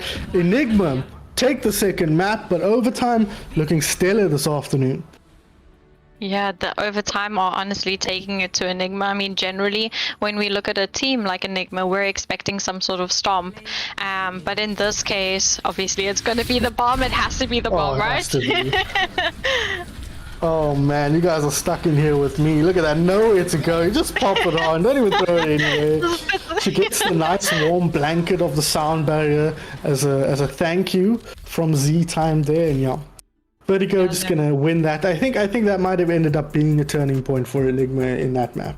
Yes, definitely, because you could actually feel the momentum that overtime were building from just the fact that they were able to push through second points. It looked pretty effortless. Obviously, there were 1 or 2 fights, but they were getting the picks that they needed. They were focusing down the targets, and obviously, in a rush sort of composition, if your main tank falls, you have to regroup, because that is the focus point of your entire composition. So when they were getting blown down, then they were able to find those picks, and obviously they were able to combo their ults, but sometimes those EMPs they were hitting a few targets, but it just didn't seem like the target focus was there, because they weren't capitalizing. I mean, we saw when Dragon Wolf was able to bring out that fantastic rally, then he kept all of his teammates up, and then they were able to just aggress onto Enigma, and Enigma had used EMP. So it's like, okay, well, what do we do now? Now we've lost people, and we thought it was an easy fight win. So stellar gameplay from overtime.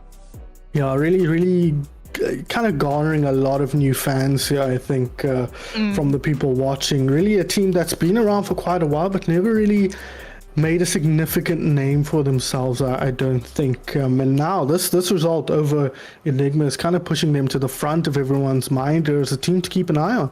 And again, I point to the additions of the likes of Babs and Brokefolly has kind of given this team a little bit of an edge, and it's making Shaito look like just the greatest player we've never seen, and he's been around forever. He's been around for like at least a year, maybe even a year and a half, 2 years as a part of this Rage Quit Neon Retribution squad, and now finally coming to life.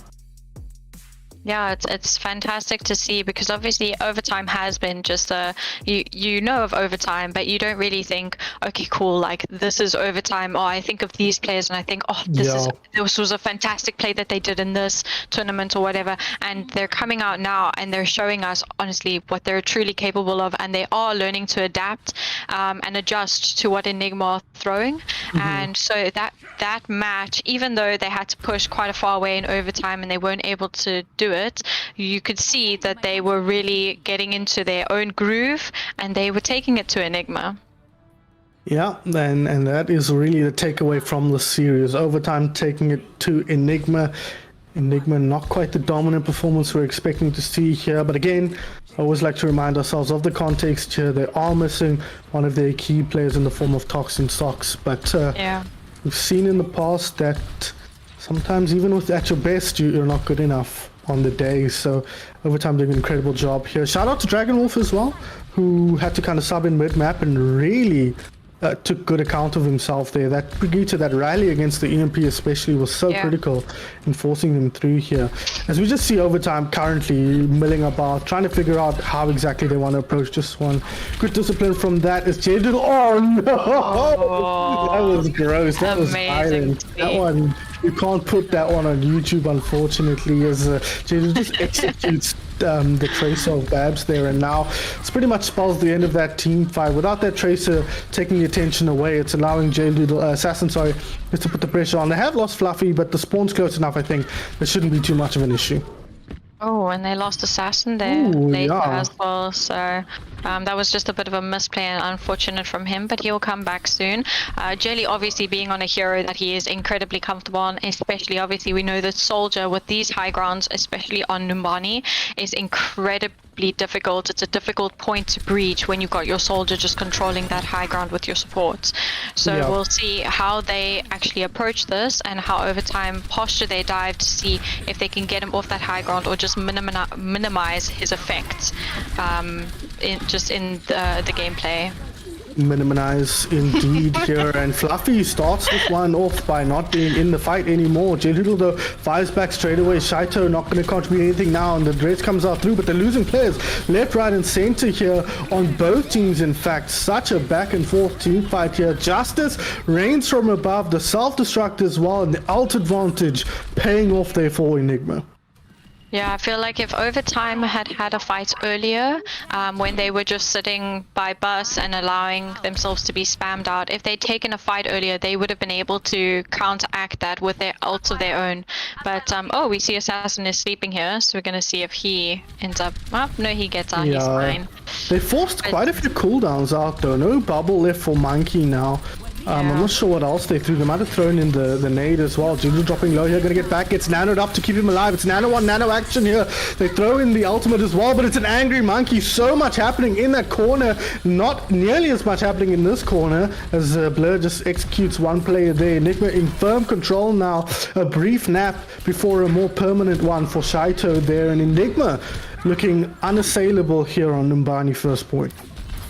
Yeah, we can see that Enigma just know how to play this so well. So as soon as they see Overtime that are going to jump, they know exactly which ults they're going to use. They know where they're going to position. They know how they're going to rotate as well, because rotations are so important. And so they're just able to get the better of Overtime, because now we've actually seen Shaito switch off of Monkey onto Bull because he just feels like he can't do anything, because the dive just looks a little bit more uncoordinated than that of Enigma's.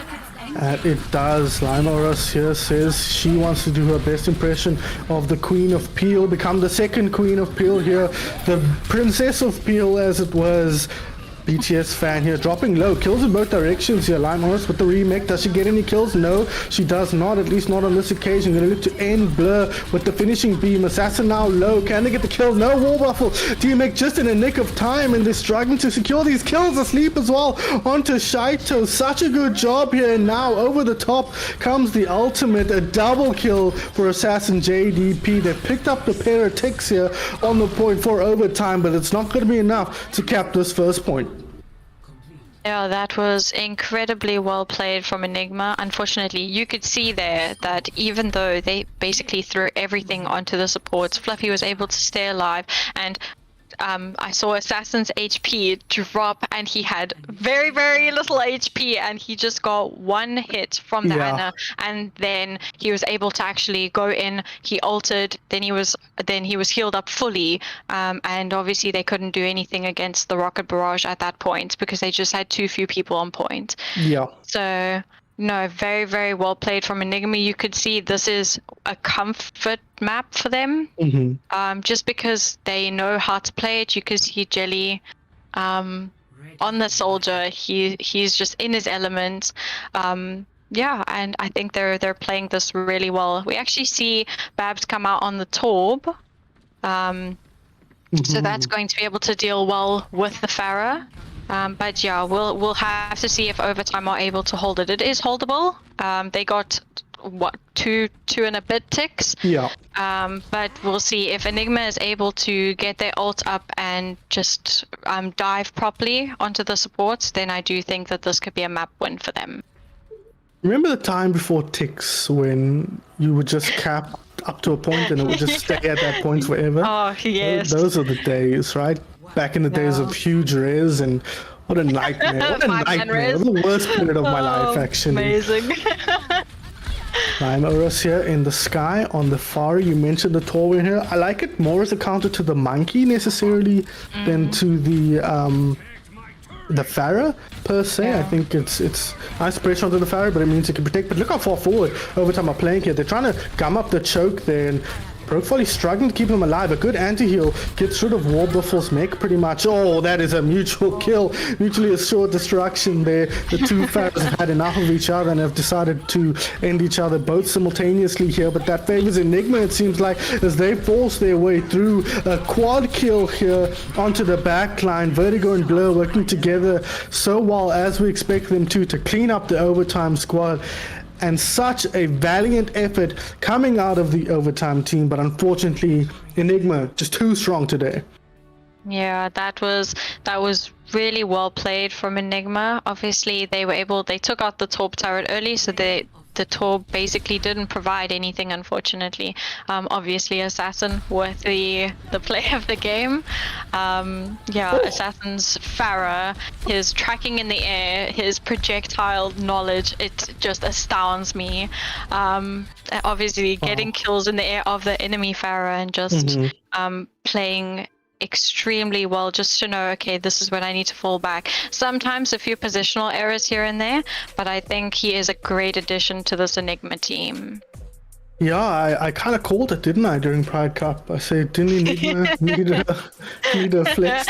We all had to just eyes for Assassin to join. Well, here he is and contributing immediately. But this Enigma squad still has a lot of wrinkles to iron out of their play, I think. Okay, that's our big takeaway from this. Our two big takeaways are that Enigma has a few wrinkles to iron out, and Overtime are looking super, super stellar. I'm excited to see how this team grows over time. So that's going to be that for this one. We will see more of Enigma. We get to see them up against their trusty old rivals in the form of Beasty Boys up next. But before we jump into that, Kay, why don't you give me your player of the match? I have to say Jelly. So obviously on the first map, he got picks here and there, but then just as the series went on, we just saw him go from strength to strength, and he was just clicking his positioning, his ulties. So Jelly definitely has to be my player of the match for this one. I completely agree. If I wasn't so hard about giving it to the winning team, I'd probably give it to Shaito. I think he was the one who impressed me most coming out of this one. But because I've imposed this rule on myself of the MVP coming from the winning team, I'll give it to Assassin. Oh, sorry, Jail Doodle. Shout out to Z-Time as well. I think made a pretty good performance here today. It's a big pair of shoes to fill, Tox, and at least helping Enigma push through this one. I think the real test, though, is coming up next. So let's take a look at that bracket now. We could show you what we've got next. Oh, bright white screen. I should be wearing my shades like Defect was earlier. As you can see, we've already run through the rest of these. Beastie Boys, again, I think just getting the def win over Zila there, who didn't show up. Unfortunate that all of our new teams didn't show up, although UV did get to play the game against Thomas More. Enigma pushing through 2-1 over overtime. So we will be looking at Enigma taking on the Beastie Boys. We've seen that match so many times, and Enigma have yet to really take the fight to the Beastie Boys. But excited to see whether today is the day. That'll be semi-final 2, our next matchup, and that will be happening at 5 o'clock. So in about half an hour, myself and Kay will be bringing you that, guys. So please join us in half an hour.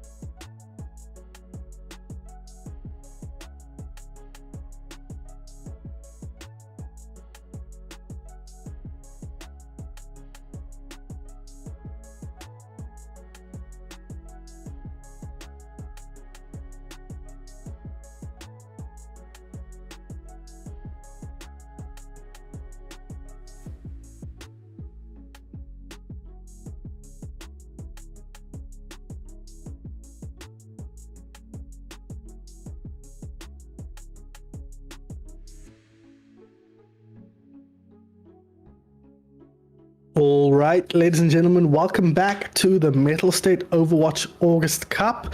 My name is Sun Phoenix and I'm joined once again by Kay. Welcome.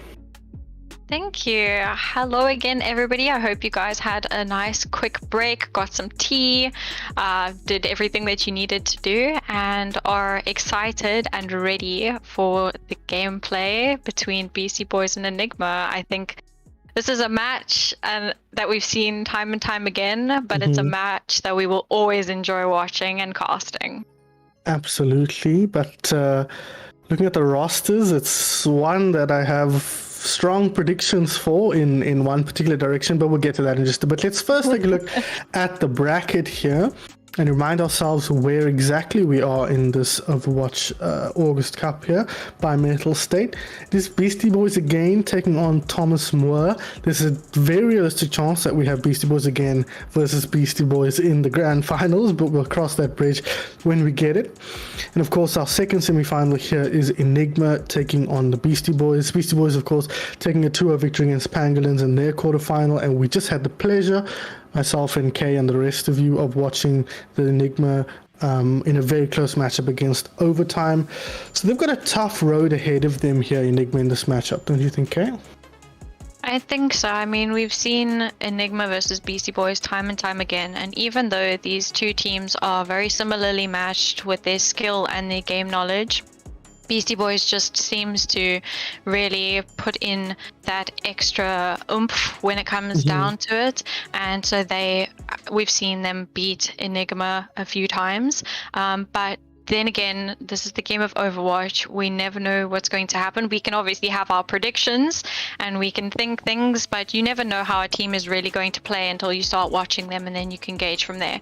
So yeah, I'm excited for this. I'm obviously hoping that this is a close matchup. We don't even though sometimes we do predict stomps or just clean sweeps, we hope that this one's a close one and that we really just take it down to the nail. But obviously the best team wins.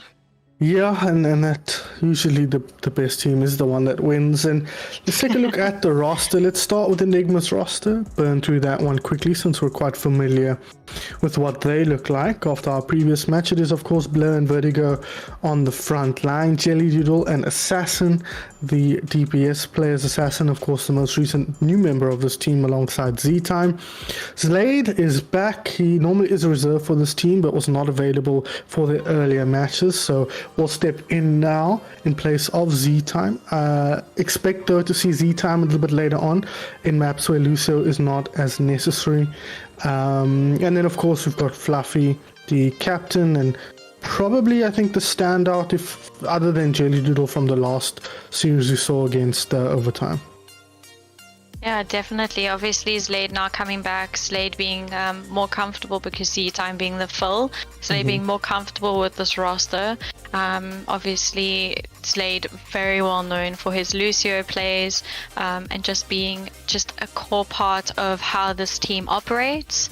Not necessarily in the calling, but just always having that support, the main support to rely on.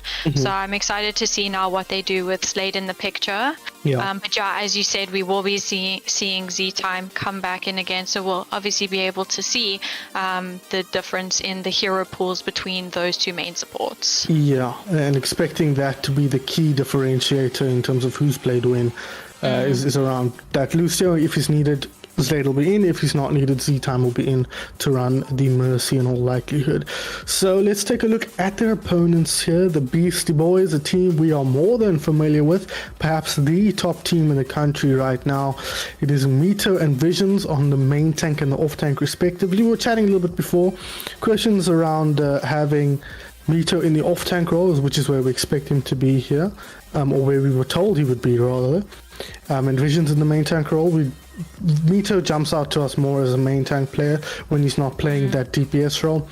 And we've got Lavius and Not. Now Lavius, for all of y'all who have not been around since 2019, he was alongside Blur on that Goliath gaming squad who really took the scene by storm in 2019, took the VS championship that year, and a big part of that was his skill on the hit scan. So this guy is a superstar player.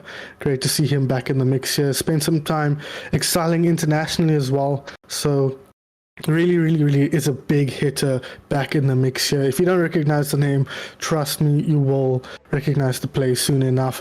Of course, we know him very well as a super strong hit scan player. So a little bit like Randburg, who are running Aquatic and 20s. This is another team that are just running all hit scans all day. And then they've got their projectile DPS player playing flex support here in the form of the former 80k player Squishy. He'll be coming in mostly on that Anna, and then we've got the Ying to Wallace to Slade's Yang here in the form of Wallace, the other main Reddit Lucio in the community. Wallace, a strong player, so this Beastie Boys squad is super stacked.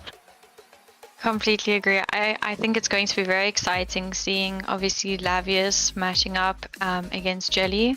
Obviously Lavius and Not both being the hit scans, and Assassin being predominantly projectile, so we'll definitely be able to see how that fares out with the double hit scan and whether they're going to switch that up, and also just seeing those Lucios and what they provide, and obviously which Lucio seems to come out on top between Wallace and Slade. I think it's going to be those two sets of people are going to be very interesting to spectate and just see what they contribute and how they fare against each other. Yeah, that is definitely going to be key here. Let's take a look at the map pool here. We have now moved over to best of 5s for our final 2 maps of the tournament here, or matches rather. It's going to be Nepal into Havana, into King's Row, Rejoice, into Temple of Anubis, and then Oasis. So we'll be starting on Nepal here in just a moment. So as per usual on the control maps. Now we will be starting on Shrine here, I want to say, and that is a map that is quite popular for Pharah to be run. And we saw what Assassin could do on the Pharah in that previous map. So given what you know about these two teams, do you think the Pharah A will be key, and B, who do you think would take it if that is a big part of this? I think actually in this particular matchup, we're not going to see the Pharah. I was actually expecting Enigma to come out with more of a rush kind of comp, because obviously the Enigma players know how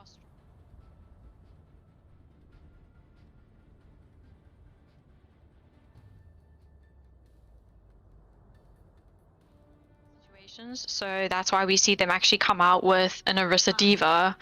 Which is a very interesting comp that we've been seeing lately to kind of counteract that dive sort of play style. It's almost like an just like the anti-dive composition with the Brig and the BAP. But we also see Visions come out on the Ball, and Ball is known to disrupt this Orisa comp. So we're going to see how well Visions does to disrupt, and whether Enigma are going to be able to get solidly set up on point so that they can actually contest and make sure that everything goes fine when they're taking team fights, because they don't want to be moved around, they don't want to be disrupted, they need to be a unit. Well, that's a bad start. J Doodle is a unit back in spawn right now as Mito finds that pick to start it off here. Lavius on the Tracer is a thing I never ever want to be in a game against, but thankfully my time of losing to Lavius is long time over. As Not pumps the damage in here. The McCree from across the lane. Vertigo has been demeched, and you can immediately see the effect that Beastie Boys is having on this matchup. Pick after pick after pick. They've lost 0 players so far, and they will get the first cap here on Shrine.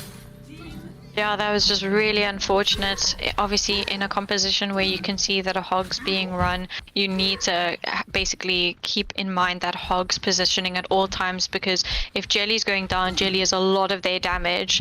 And so because he fell so early in the fight, they were just able to push onto them, kind of run over them. And we see that also in the ult charge difference. With the fact that Squishy's already got ult, Mito's going to have ult, Vision's going to have ult, and Lavius. So yeah, that was just very unfortunate. Oh, that could be a lot of damage here. The lamp does go down, keeps the team healthy as through the mines, but immediately Visions identifies a couple of free targets there and will put the pressure on. High Noon comes out the other way. Lavius, though, immediately fires back with a double pulse bomb kill, and Beastie Boys are making this look as dominant as I thought they might. Yeah, they know how to play their composition. You can see that the heroes that they're playing on, they're comfort heroes.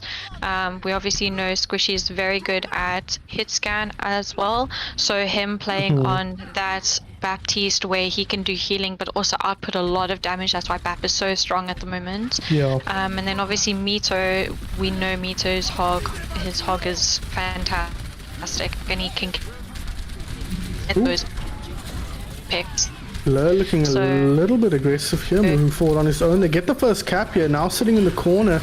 They got that shield up, so this is the position they wanted to get set up. The hook comes through, Assassin taken down straight off the bat here, but Blur fires back onto the opposite McCree. So an even fight so far, and the point, I'll remind you, has been flipped here. Bongo at the ready as well. The mine's coming through the top here. Can they get rid of him? No, they don't. Vision survives, gets out with his life as Lavius gets in the backline here and starts to clean up. Both supports now down for Enigma. Vertigo, the last man standing, so to speak, on the point. D-Mech taken down, and Beastie Boys still in control of the point. I feel like if Enigma do that a few times over, they would be fine, but it's not something that is going to really win them the points in any sort of way. So they can obviously go in, use those ults and take that sort of positioning, but we see it's already ticking up to 85%. Lavius is going to be looking for a big pulse bomb here. Jelly does have Visor, and they're using Rally, so we hope that they can actually do something with Rally to flip that point back. Pulse bomb did go down there, but the sound barrier kept people alive, so Lavius not going to find anything on that occasion. But Squishy finds Lade on the Brigitte in the backline, and oh my god, a flurry of kills. Blink and you'll miss it as the whole of Enigma capitulates here. And Beastie Boys, despite the 28% their opponents got, they never really looked like they were having any trouble there. Yeah, that was just unfortunate. Obviously, when you're running that Arista comp, you are thinking that the team that you're going against is going to be playing more of a dive style. That's why you're playing in that sort of stagnant positioning, because you want to be set up very defensively to basically urge them to dive you. But just because Beastie Boys was playing the heroes that they were playing, the Enigma were never really able to set up properly and take the fights that they wanted to take, because there was a hog they had to deal with, there was a tracer, and there was visions just rolling through and disrupting that unit that they were trying to set up. Well, looks like they're going to go for the repeat here with the Orisa Diva Jelly now on the soldier once again, but it's really that Torbjorn that's going to end up being the key. Can they shut down Lavius's tracer with that? Or is Lavius just too good at watching his positioning? Now, this is what we expect to see a lot of. The two Lucios fighting it out in the sky away from everybody else, which is definitely the best way to play Lucio and how you will win all your comp matches. That's a huge anti-heal on the front line, though. Onto Enigma, but not dropping down just yet. They have lost the lamp. Vertigo dropping low, as well as Jelly Doodle, but they're not going to get taken down just yet. Nice joint, brings them back in, but won't find any kills on this occasion. Positioning favors the blue team here now, as they can move on to point. A little bit more mobility in their comp, paying dividends here, but they lose two players immediately. Make that three now as Wallace goes down. Vertigo popping squats on the point here, trying to keep her ass alive, but it won't be enough. But it might be enough for the team to cap the point at least. Slade under pressure on the point, gets stunned up, but he booped the McCree back in just a nick of time. Eventually Not does end up going down, and Enigma finally gaining some control in this match. And that is exactly how they wanted to take that fight. They wanted Beastie Boys to walk through that shield, to basically stop that healing, to be aggressive onto them so that they could take the fight where they wanted to. Because if Beastie Boys just rotate through to point, then everybody who can spam on the side of Enigma just gets so much more value. So that was really well played from them. Lavius in the backline here. Yeah, Jelly does go down. The minefields over the top, really a great counter to what Enigma is trying to do here. Wallace has dropped, Visions has dropped off the map as well as Blur. So tough fight for Enigma, but both teams losing players. Mito now going to go down. He did get rid of Vertigo, and not unpressured here in the backline, but Point is still in control of Enigma here, so they'll be fine with trading this out ad infinitum here. Jelly now under pressure from Visions as he gets forced back. Does the blue ball. Oh, nothing meant by that statement right there. This Assassin drops down the turret now, and that is going to be a team fight hold here for Enigma. So a tough start, but they weather the storm. Yeah, that was just unfortunate from Visions. He must have been a slight miscalculation, and he just seemed to just pop off the map there. And oh, that was a good kill by Assassin. That's a really big stagger. So this is going to give them even more time to just tick up on the points.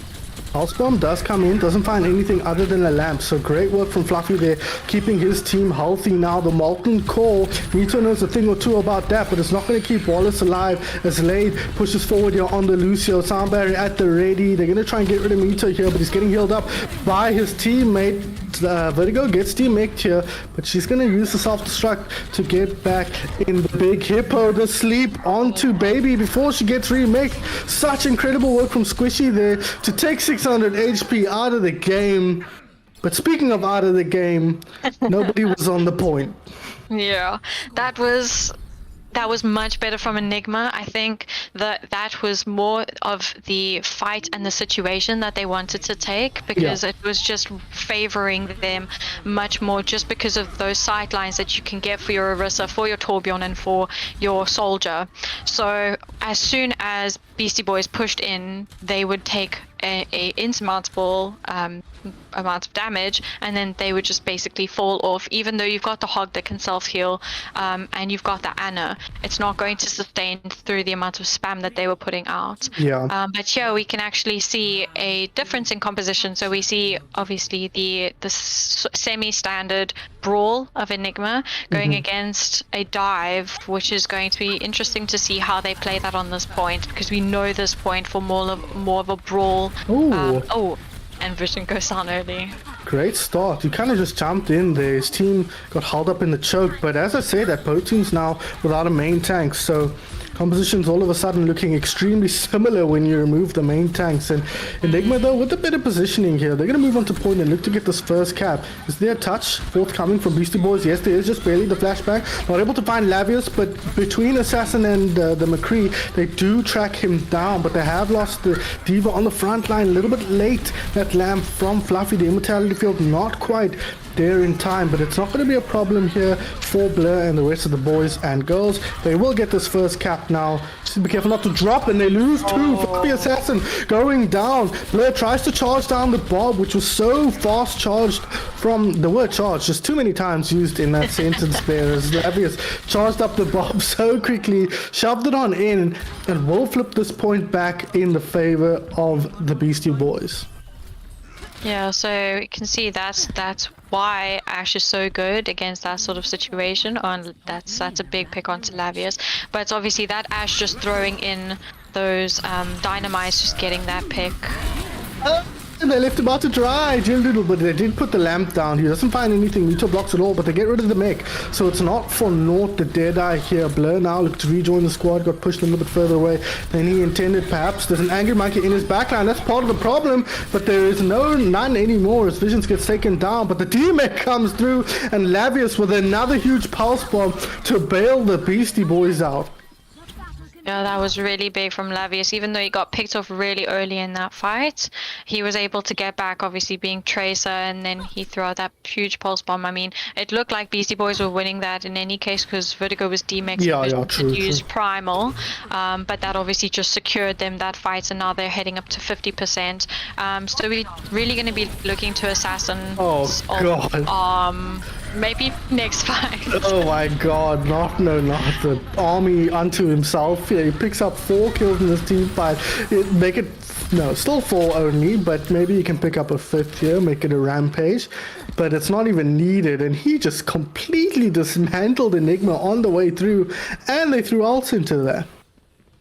Yeah, that was very unfortunate. But I think the ult was thrown in because we can see Assassin's now switched over because he realizes how much work the Torb was actually doing last round. I don't know really how it fits as well into this sort of composition. But we'll see how it goes.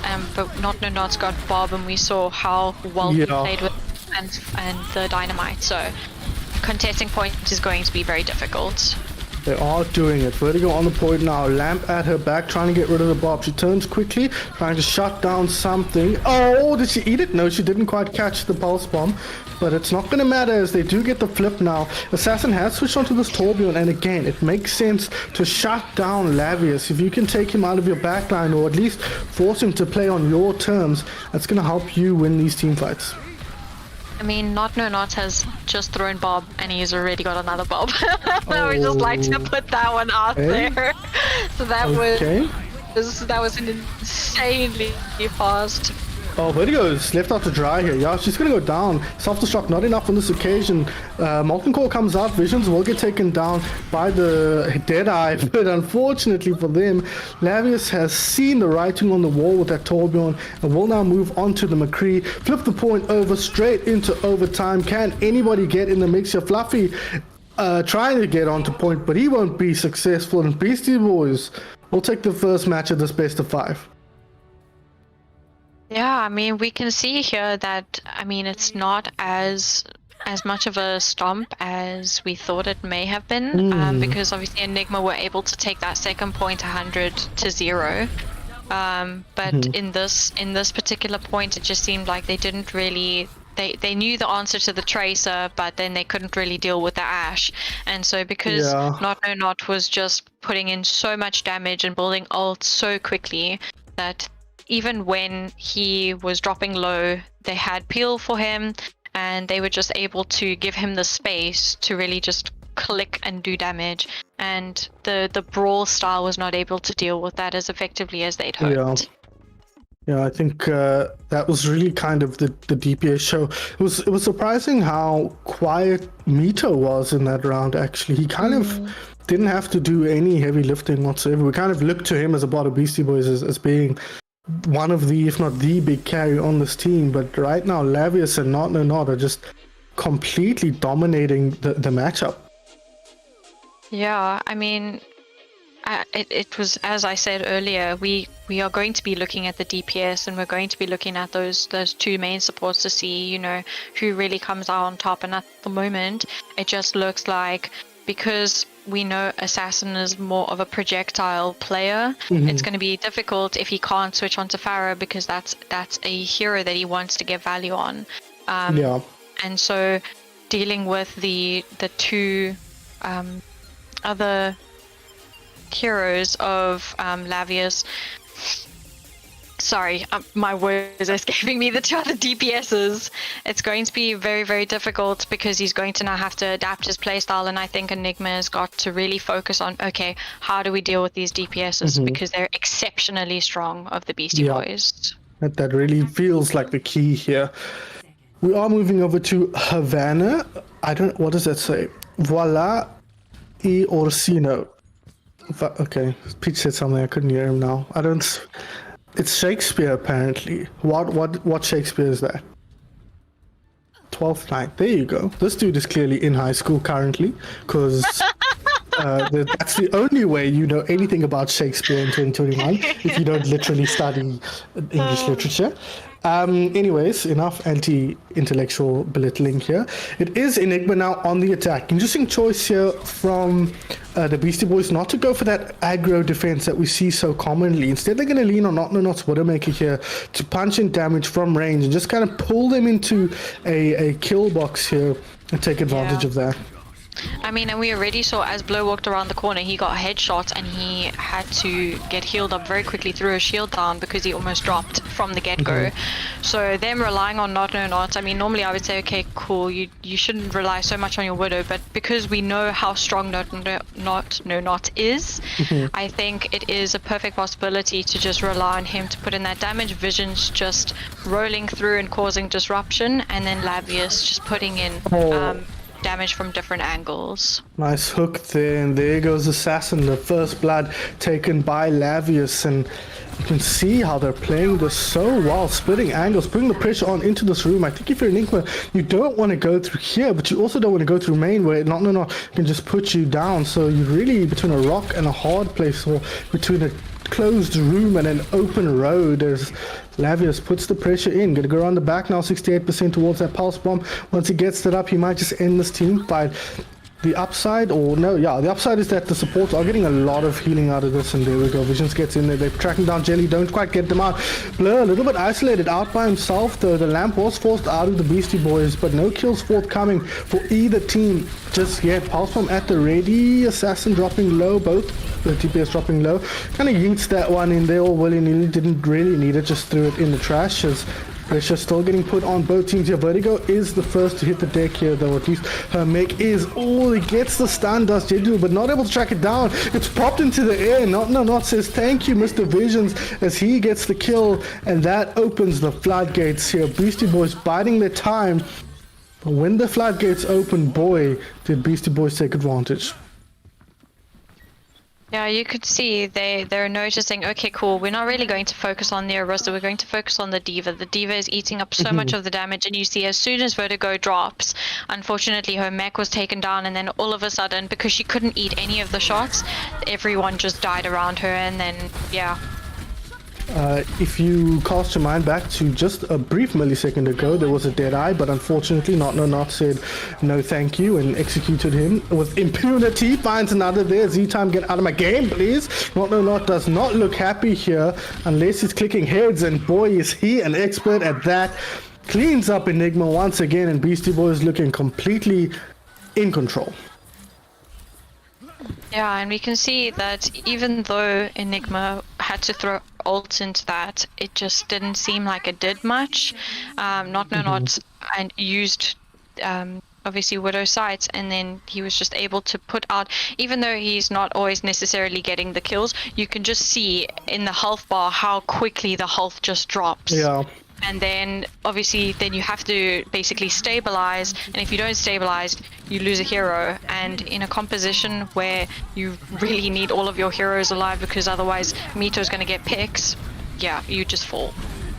Oh, self-destruct over the top there. Vertigo thinks better of just bunny blastering the Roadhog down. We'll get the remake going here. Assassin on the Tracer now. 50% towards the ulti. They're finding picks now. Blur picks up 2. Assassin follows up with a pick of his own. Mito in the backline gets the kill onto Assassin, but it's not going to be enough to keep his team in this team fight. You'd have to suspect the... Oh my god, the whole hog comes out on 1 HP. He gets the kill onto Blur. Gets Vertigo has to really engage her brain there, not to walk through that minefield and kind of navigate that one successfully, but she has done so now. Jeridel on the Widowmaker, he spotted out his target, the opposing number, but Lavius on the front line gets rid of Z-Time. The healing now limited. D.Va now down, some squats as well for good measure. Oh, Blur trying to get onto Squishy, and Squishy says no sir, you first. Kicks him down. Lavius in the back line, too hot to handle, and the Beastie Boys secure themselves a full hold.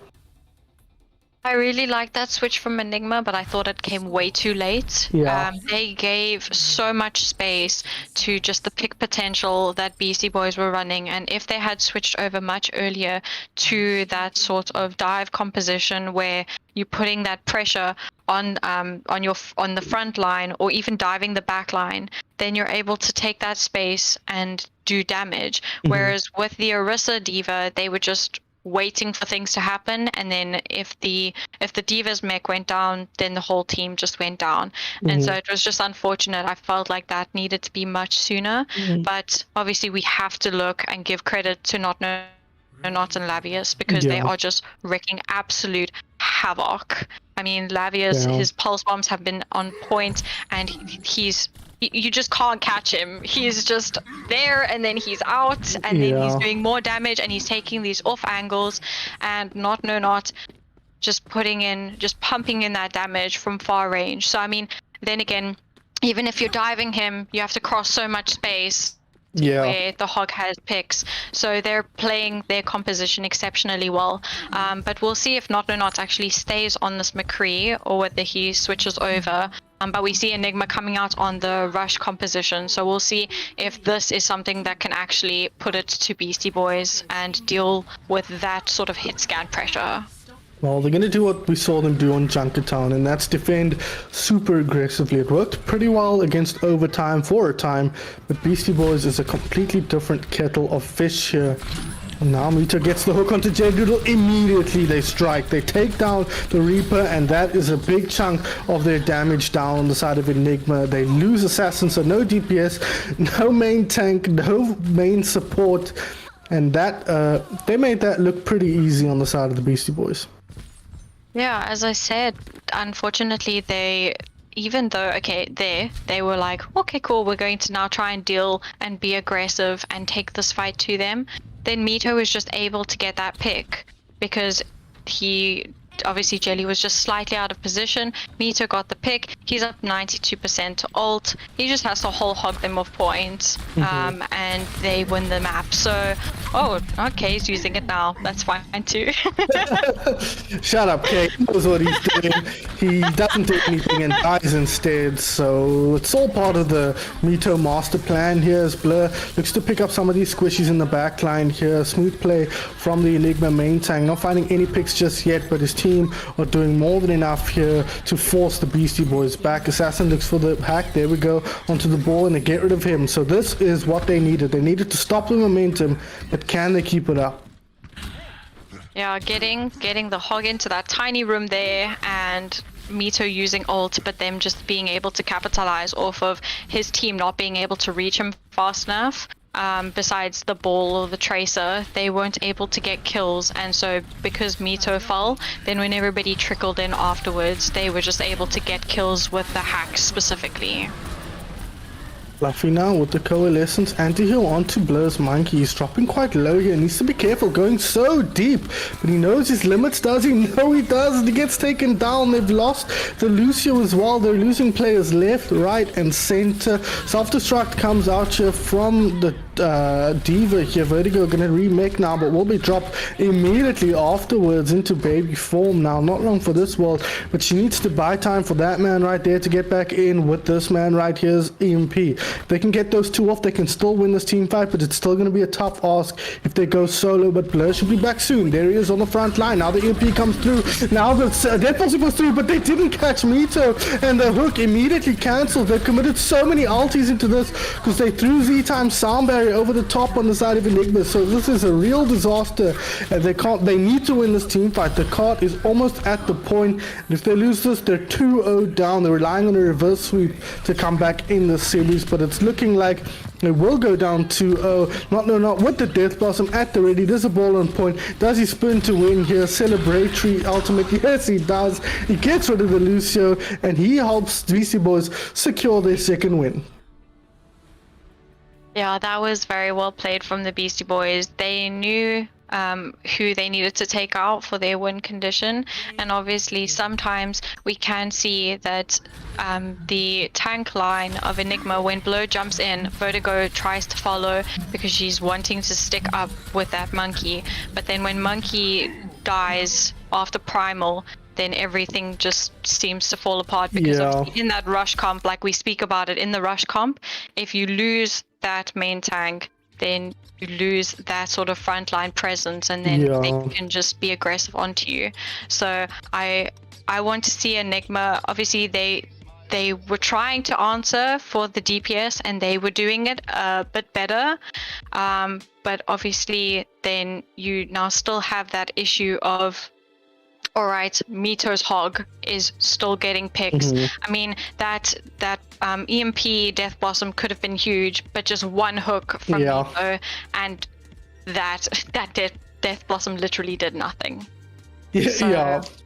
He had it. He had like 1 second of a Death Blossom, and that was it. And it really is what you're getting down to here. There's too many key targets on the side of the Beastie Boys that you have to kill to win team fights. Like, you have to get rid of Lavius, always going to clean up on the Tracer. You have to get rid of Not, always going to clean up on the long range hit scan. But you can't just leave Mito around, as you say. Squishy, Wallace, and Visions are no slouch either. So this is really a team with 6 potential carries, and the question is, how do you go up against that? And Enigma struggling to find an answer to that question. So I guess we're just going to be looking to the next map and see if Enigma can bring it back. We know Enigma are really strong on King's Row. They have taken the win on Kings Row before against Beastie Boys, and also obviously in previous series against OG, etc. So this is a map that they're well versed in, but I guess we're just going to have to see if Beastie Boys carry on playing that sort of poke style, relying on just the disruption and the damage coming in from the DPS, or whether we're going to see a brawl on brawl situation. Because obviously we know that Enigma can take brawl fights really well against other brawls, but they seem to be struggling against the more pokey style play that Beastie Boys is showing now today. Yeah, and Beastie Boys, as you are alluding to here, kind of bring a kind of a different look that you have to deal with. You know, I think in the mirror matches, Enigma would probably feel pretty comfortable, as you said, but you're not getting mirror matches out of Beastie Boys because no one just has two ultra strong hit scan players like this that are playing, you know, one particular archetype each and just making it work. But Kings Row has sometimes been the great equalizer in South African Overwatch. Everyone's comfortable here, everyone's happy here, everyone knows exactly how to play this map, and that can sometimes neutralize these mechanical synergistic deficits that we've seen arise. So this might be the place where Enigma start to turn things around. Yeah, I mean, we can definitely hope for that. Because don't sound convinced, Kay. I'm hoping, because obviously I love games that go to a game 5. I like it going down to the very end and being like, oh my goodness, which team is gonna win? But at this point, Beastie Boys are looking so strong just with the way that they're playing. You can see they're comfortable on their heroes. So I would like to see. Yeah, I don't know what Enigma can do to kind of change that up, but I mean,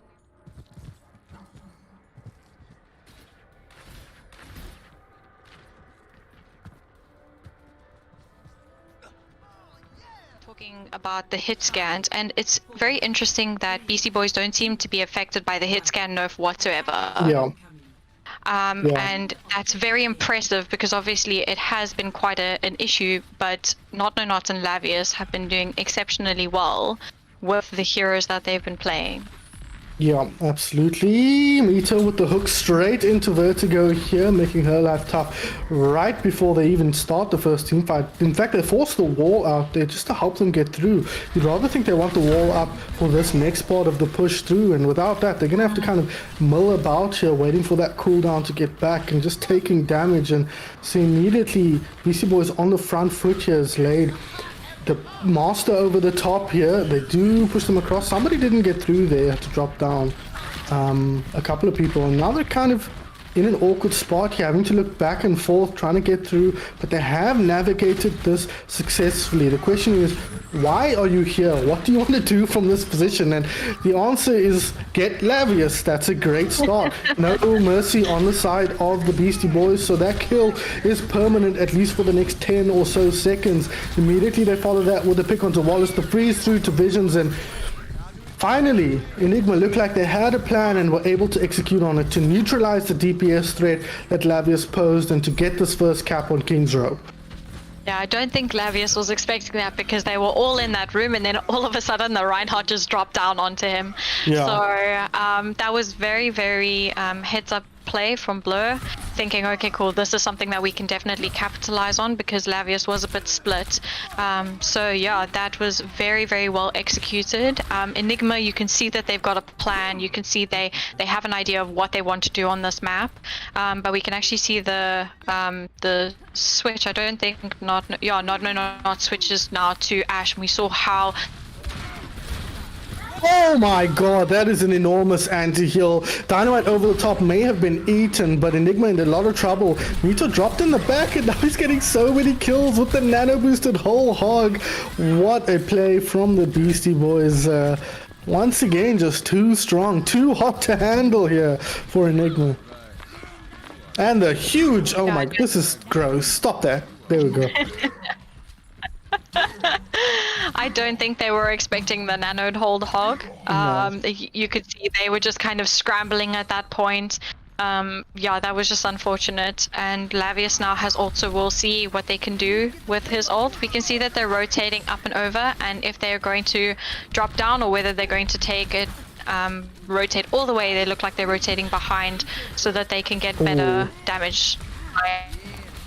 It's a nice start. Not goes down. Mito as well. Just Lavius left, and you feel pretty good. Squishy gonna drop as well. Lavius did a counter kill. Assassin JDB freezes up the enemy monkey. Vision's not long for this. Well taken down by an icicle and a punch from the devil herself. As now the point starts to move forward. So Enigma firing back. Momentum shifts, and it only cost them one ultimate. Yeah, I really like that rotation from them. I don't think Beastie Boys really knew where to position or what to do. They saw them coming, but they let them speed onto them anyway. And obviously, because it's a brawl versus more of a dive situation, they were able to out-brawl them and just get that pick with a really, really big Mei ult.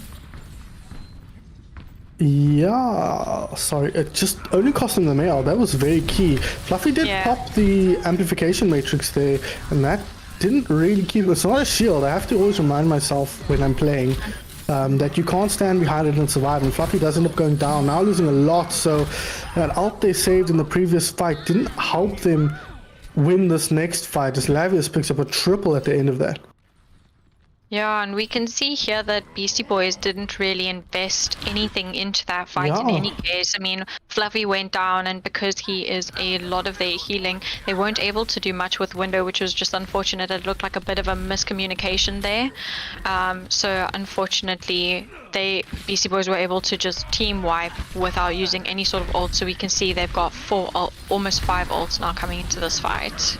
Ooh, Angry Monkey though, gonna try and put pay to that as the high noon comes through. A big anti-heal as well, and it's gonna be Assassin who drops first. Mito picks up another Jenny with a counter high noon, finds nothing unfortunately now as the Monkey gets aggressive. He finds Visions eventually, but he is dropping low. He's gonna try and get out, but no, he does end up dropping, and that's probably gonna be the reset point for Enigma. So now they're struggling to get a foothold in this team fight and really push themselves forward.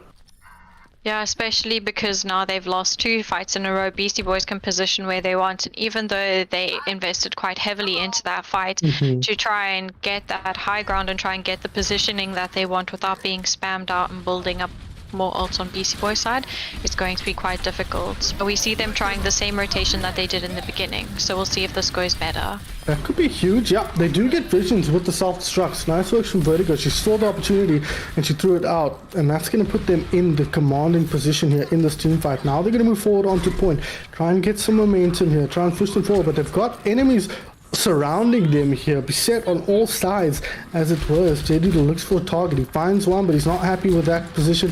They move back behind his main tank here. Good call from him as Lavius. Hiram in the background. He doesn't have enough to get him down. JDoodle, not enough bullets in the chamber there, or in the no, it's not a magazine. What the roly thing that a revolver has. Unfortunately, not quite enough to get rid of Lavius, and he cleans up. Yeah, we can see that the way that they took that fight, even though they were able to get through that high ground and rotate the way that they wanted to, because of how Beastie Boys positioned just all around them, they did not know where to look. They were scrambling for targets, and because of that, Lavius was able to get off that ult. Even though it only got 1 pick, they still couldn't do anything because there were 3 targets from 3 different sides that they needed to fight. Found themselves in a similar position, but is there anyone behind them now? Are they going to be able to get into the point here, or have Enigma just bamboozled them completely? They might have, but they do get the touch onto point now. Awkward timing here from Jin. You're going to try and rip the sound barrier away using the high noon, but the nano boosted Mito too hard to handle here. The one shot from that scrap gun gets rid of JDoodle, and they're losing players all over the place. Are Enigma here. Mei on the point, all by their lonesome, relatively speaking, as Mito comes back in with the whole hog. High noon in celebration here from Lavius, a little dance to boot from Visions on the point, and that's going to be that for Enigma's push. Yeah, we could see there that even though they were running that standard brawl comp, it was just not able to hold up really to cap second point, because there's just so many angles, and when you're a brawl, you want to more often than not just verse a brawl so that you can take that fight head on and then just basically outplay the main tank, or just time your lamp correctly, have a better beat time, etc. And because Beastie Boys knew what to expect with the 2 fights that they won in quick succession, then they were able to just position all around that point. And even though the streets phase seems to be pretty simple, there's still a lot of places that you can go around and take different angles to look at that payload. And so even though they were picking a target, there were still 5 other people that they had to deal with. Yeah. Kind of a little bit of inflexibility there for sure, I think, from Enigma. A little bit too predictable on their aggressions there. But now they've got an opportunity to put up a defense here. They gave themselves something to defend. That was not a full hold. That was almost the end of the streets phase. So they've got a lot of shots to kind of try and hold the Beastie Boys back. But it's going to be tough. And Lavius has decided he's going to try something fancy here. Oh, this is going to be very interesting. I think he's probably going to see the Pharah come out and switch. Then again, I don't know how good Lavius is on Genji, so I guess time will tell. I like the fact that they're now trying with the Pharah, because they haven't tried it so far. Because obviously it's something that they're very good at. It's something that they know how to play. It's something that they can rely on. But just unfortunate. Jelly Doodle drops there. Vision's tracked him down with a lot of other players. Assassin dropping low, gonna need to get aggressive. Gonna move across here, start to put the damage down. He has to move very carefully. This is not where he wants to be, but Blur to the rescue. A first to Lavius's back is gonna keep Assassin alive. They have lost the Mercy though. Z-Time. Or Slade, sorry, not going to contribute anything else to this team fight, and now they're losing players left, right, and center on side of Enigma. Jelly's back, no, false alarm, there he goes out of here once again as Mito moves onto point, deletes Blur with just the most dismissive shot I've ever seen, and now moves forward to put pressure on the spawn. We can see, like I said earlier, obviously if Mito is playing Hog, you need to keep in mind where this man is on Hog, and he went on the longest flank, and he picks off Fluffy, and then, that's unlucky from Wallace. Oh, unlucky is one word. Over aggressive is another. Mito though, he says, how dare you, and gets the return kill there. Lavius now in the mix. Lavius, you weren't sure how good his Genji is, I can tell you. It's fairly good. He's well known as a Shimada specialist. His Hanzo is very oppressive, and his Genji is no slouch either, and there he gets picked on the bird in the sky. So really asserting themselves here, the Beastie Boys are forcing Enigma back. Enigma kind of need to back up and regroup here. They can't keep losing players here. But the cart is still a whiles away from the final point. Yeah, they'll definitely have some recontests. Obviously, Nanoblade is coming up, and they don't really have any sort of ults to deal with that. No Transcendence, no beat. So they need to get Lavius down before that comes out. Otherwise, I feel like that could be a game-winning ult, because they're starting to inch closer and closer. So we'll see what Vertigo does. I mean, there's also almost 6 ults coming up from Enigma. So we'll see which ults they use at which time. Nanoblade though, self-destruct, kind of buys some time from that blade. The door comes through, he doesn't kill the lamp though, so those swipes are doing a ton of damage, but no kills forthcoming at this stage. Mito though gets the kill onto Blur on the front line, but now they're trading out quite heavily. Spawn is far away from the attackers, so the defenders are okay to trade here, but they need to prevent the car from moving forward, and Jelly's going to try and do exactly that with a tactical visor. Mito in the backline, going to come forward now, will get taken down. The lamp just in the nick of time from Fluffy there. So Enigma will hold, but still 3.5 minutes left. This is a tough ask for the boys in blue or red, whatever. Especially because they use 6 ults that fight. God. Yes, so they're going to be a little way away. Beastie Boys have also got very little to offer. Yes, yeah. So all they've got really coming up is Mito's ult, but I mean we've seen him getting a pick or two with his ults in the past, so they're going to need to be very careful and aware of where he is. We'll have to see how fast Assassin and Jelly can actually build up their ults. to kind of match Lavius because they don't want another Nanoblade to come out. They need to try and put pressure on that. There we go. Assassin, he opens things up. The hook comes in. Assassin makes it out of there. Not able to get that finishing blow, Mito, onto the Pharah. So that's going to make it tough for Beastie Boys to push through. They get the res now onto Not No Not. So it is once again a 6-5 in Enigma's favor. But there's that whole hog we mentioned earlier, Kay. Not finding any value this time other than forcing them back. Assassin with the flick round to get rid of Squishy. Great work from him. Low HP, but it doesn't matter if you don't die. He puts the pressure on, and Enigma, another minute burned off the clock. Yeah, I really like that punishing. You saw Visions. Visions saw Assassin at low health and was like, I need to go in for this. So that punish on the monkey was very key in that fight. And obviously, then they were able to just counteract the fact that Mito was using the ult. But we see, yeah, Fluffy wants to use Window here. And Assassin's also got his ult coming up. So I think that's big. But we need to watch out for that Nanoblade and see if it's going to get more value than it did last time. They know... Yeah. Sorry, they know where Mito is. They saw him go on the back lane. Needs to be careful. But Mito is very isolated from his team. Can they pick him off before the team starts to move in on BC Boys? Nanoblade in the sky. He wants the birds. He gets one. Can he find the other? No. Instead, we'll move here onto the low ground. Gets rid of the main tank. Gonna try and get a high ground. He's gonna die to the self-destruct. No, he won't. He's putting so much pressure onto... I might have been wrong, actually. His Genji does not look that great. No offense, but I've seen Genjis execute mercies in 2 hits there. And now moving forward, Slade trying to keep his team alive, but it's just him here. He's gonna go for the Hail Mary res onto the soldier. Does he have ultimate? No, he doesn't. Already used it. So Jenny hard pressed to find value here. Yeah, he's gonna go down. Lavis eventually tracks down that mercy and gets that kill, but it's too little too late for Enigma. The Beastie Boys with an absolutely dominant 3-0 victory. Yeah, so we see there that Lavius was like, no, I'm not dealing with this Pharah anymore. He jumps straight up and, oh, Wallace, okay, that's a Mercy player of the game. Let's see. Okay, one res. Cool. Nice. He just clicks. Oh, it's just look at this corridor, man. Just firing down range. You got one kill. One kill. Nothing better happened in that game. Oh my goodness. Oh my goodness. Oh, that's funny. Yeah, so that's just unfortunate from Enigma. You could see that they started to kind of get their bearings in the last few fights. But unfortunately, when you're going up against a Nanoblade, and then you're going up against Whole Hog and all of these other different ults, just the way that their team was structured with the Orisa being so stagnant, if you got that monkey primaling away, just splitting up the team, then your Nanoblade can do so much. And yeah, so they started to really like stabilize, start to rotate ults, except for when they used six ults in one fight, but that was fine.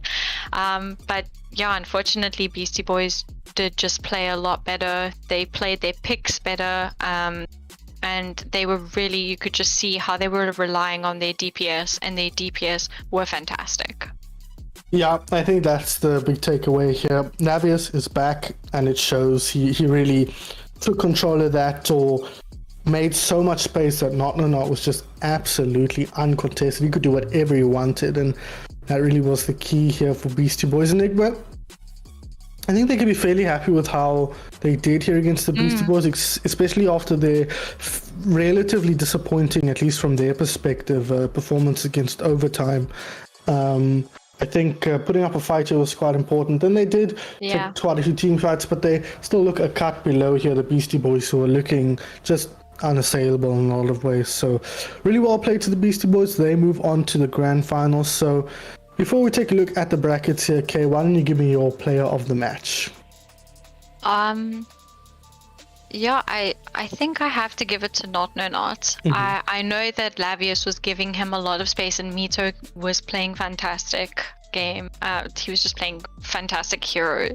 But yeah, Not was just able to get the job done. He was getting the dynamite, he was getting the picks that he needed, he was clicking heads, he was putting in the damage on Havana. It was just in every single map I was looking at him as a player and saying, this is just an all-round standout player, because it's just consistent damage, and he was a very reliable DPS.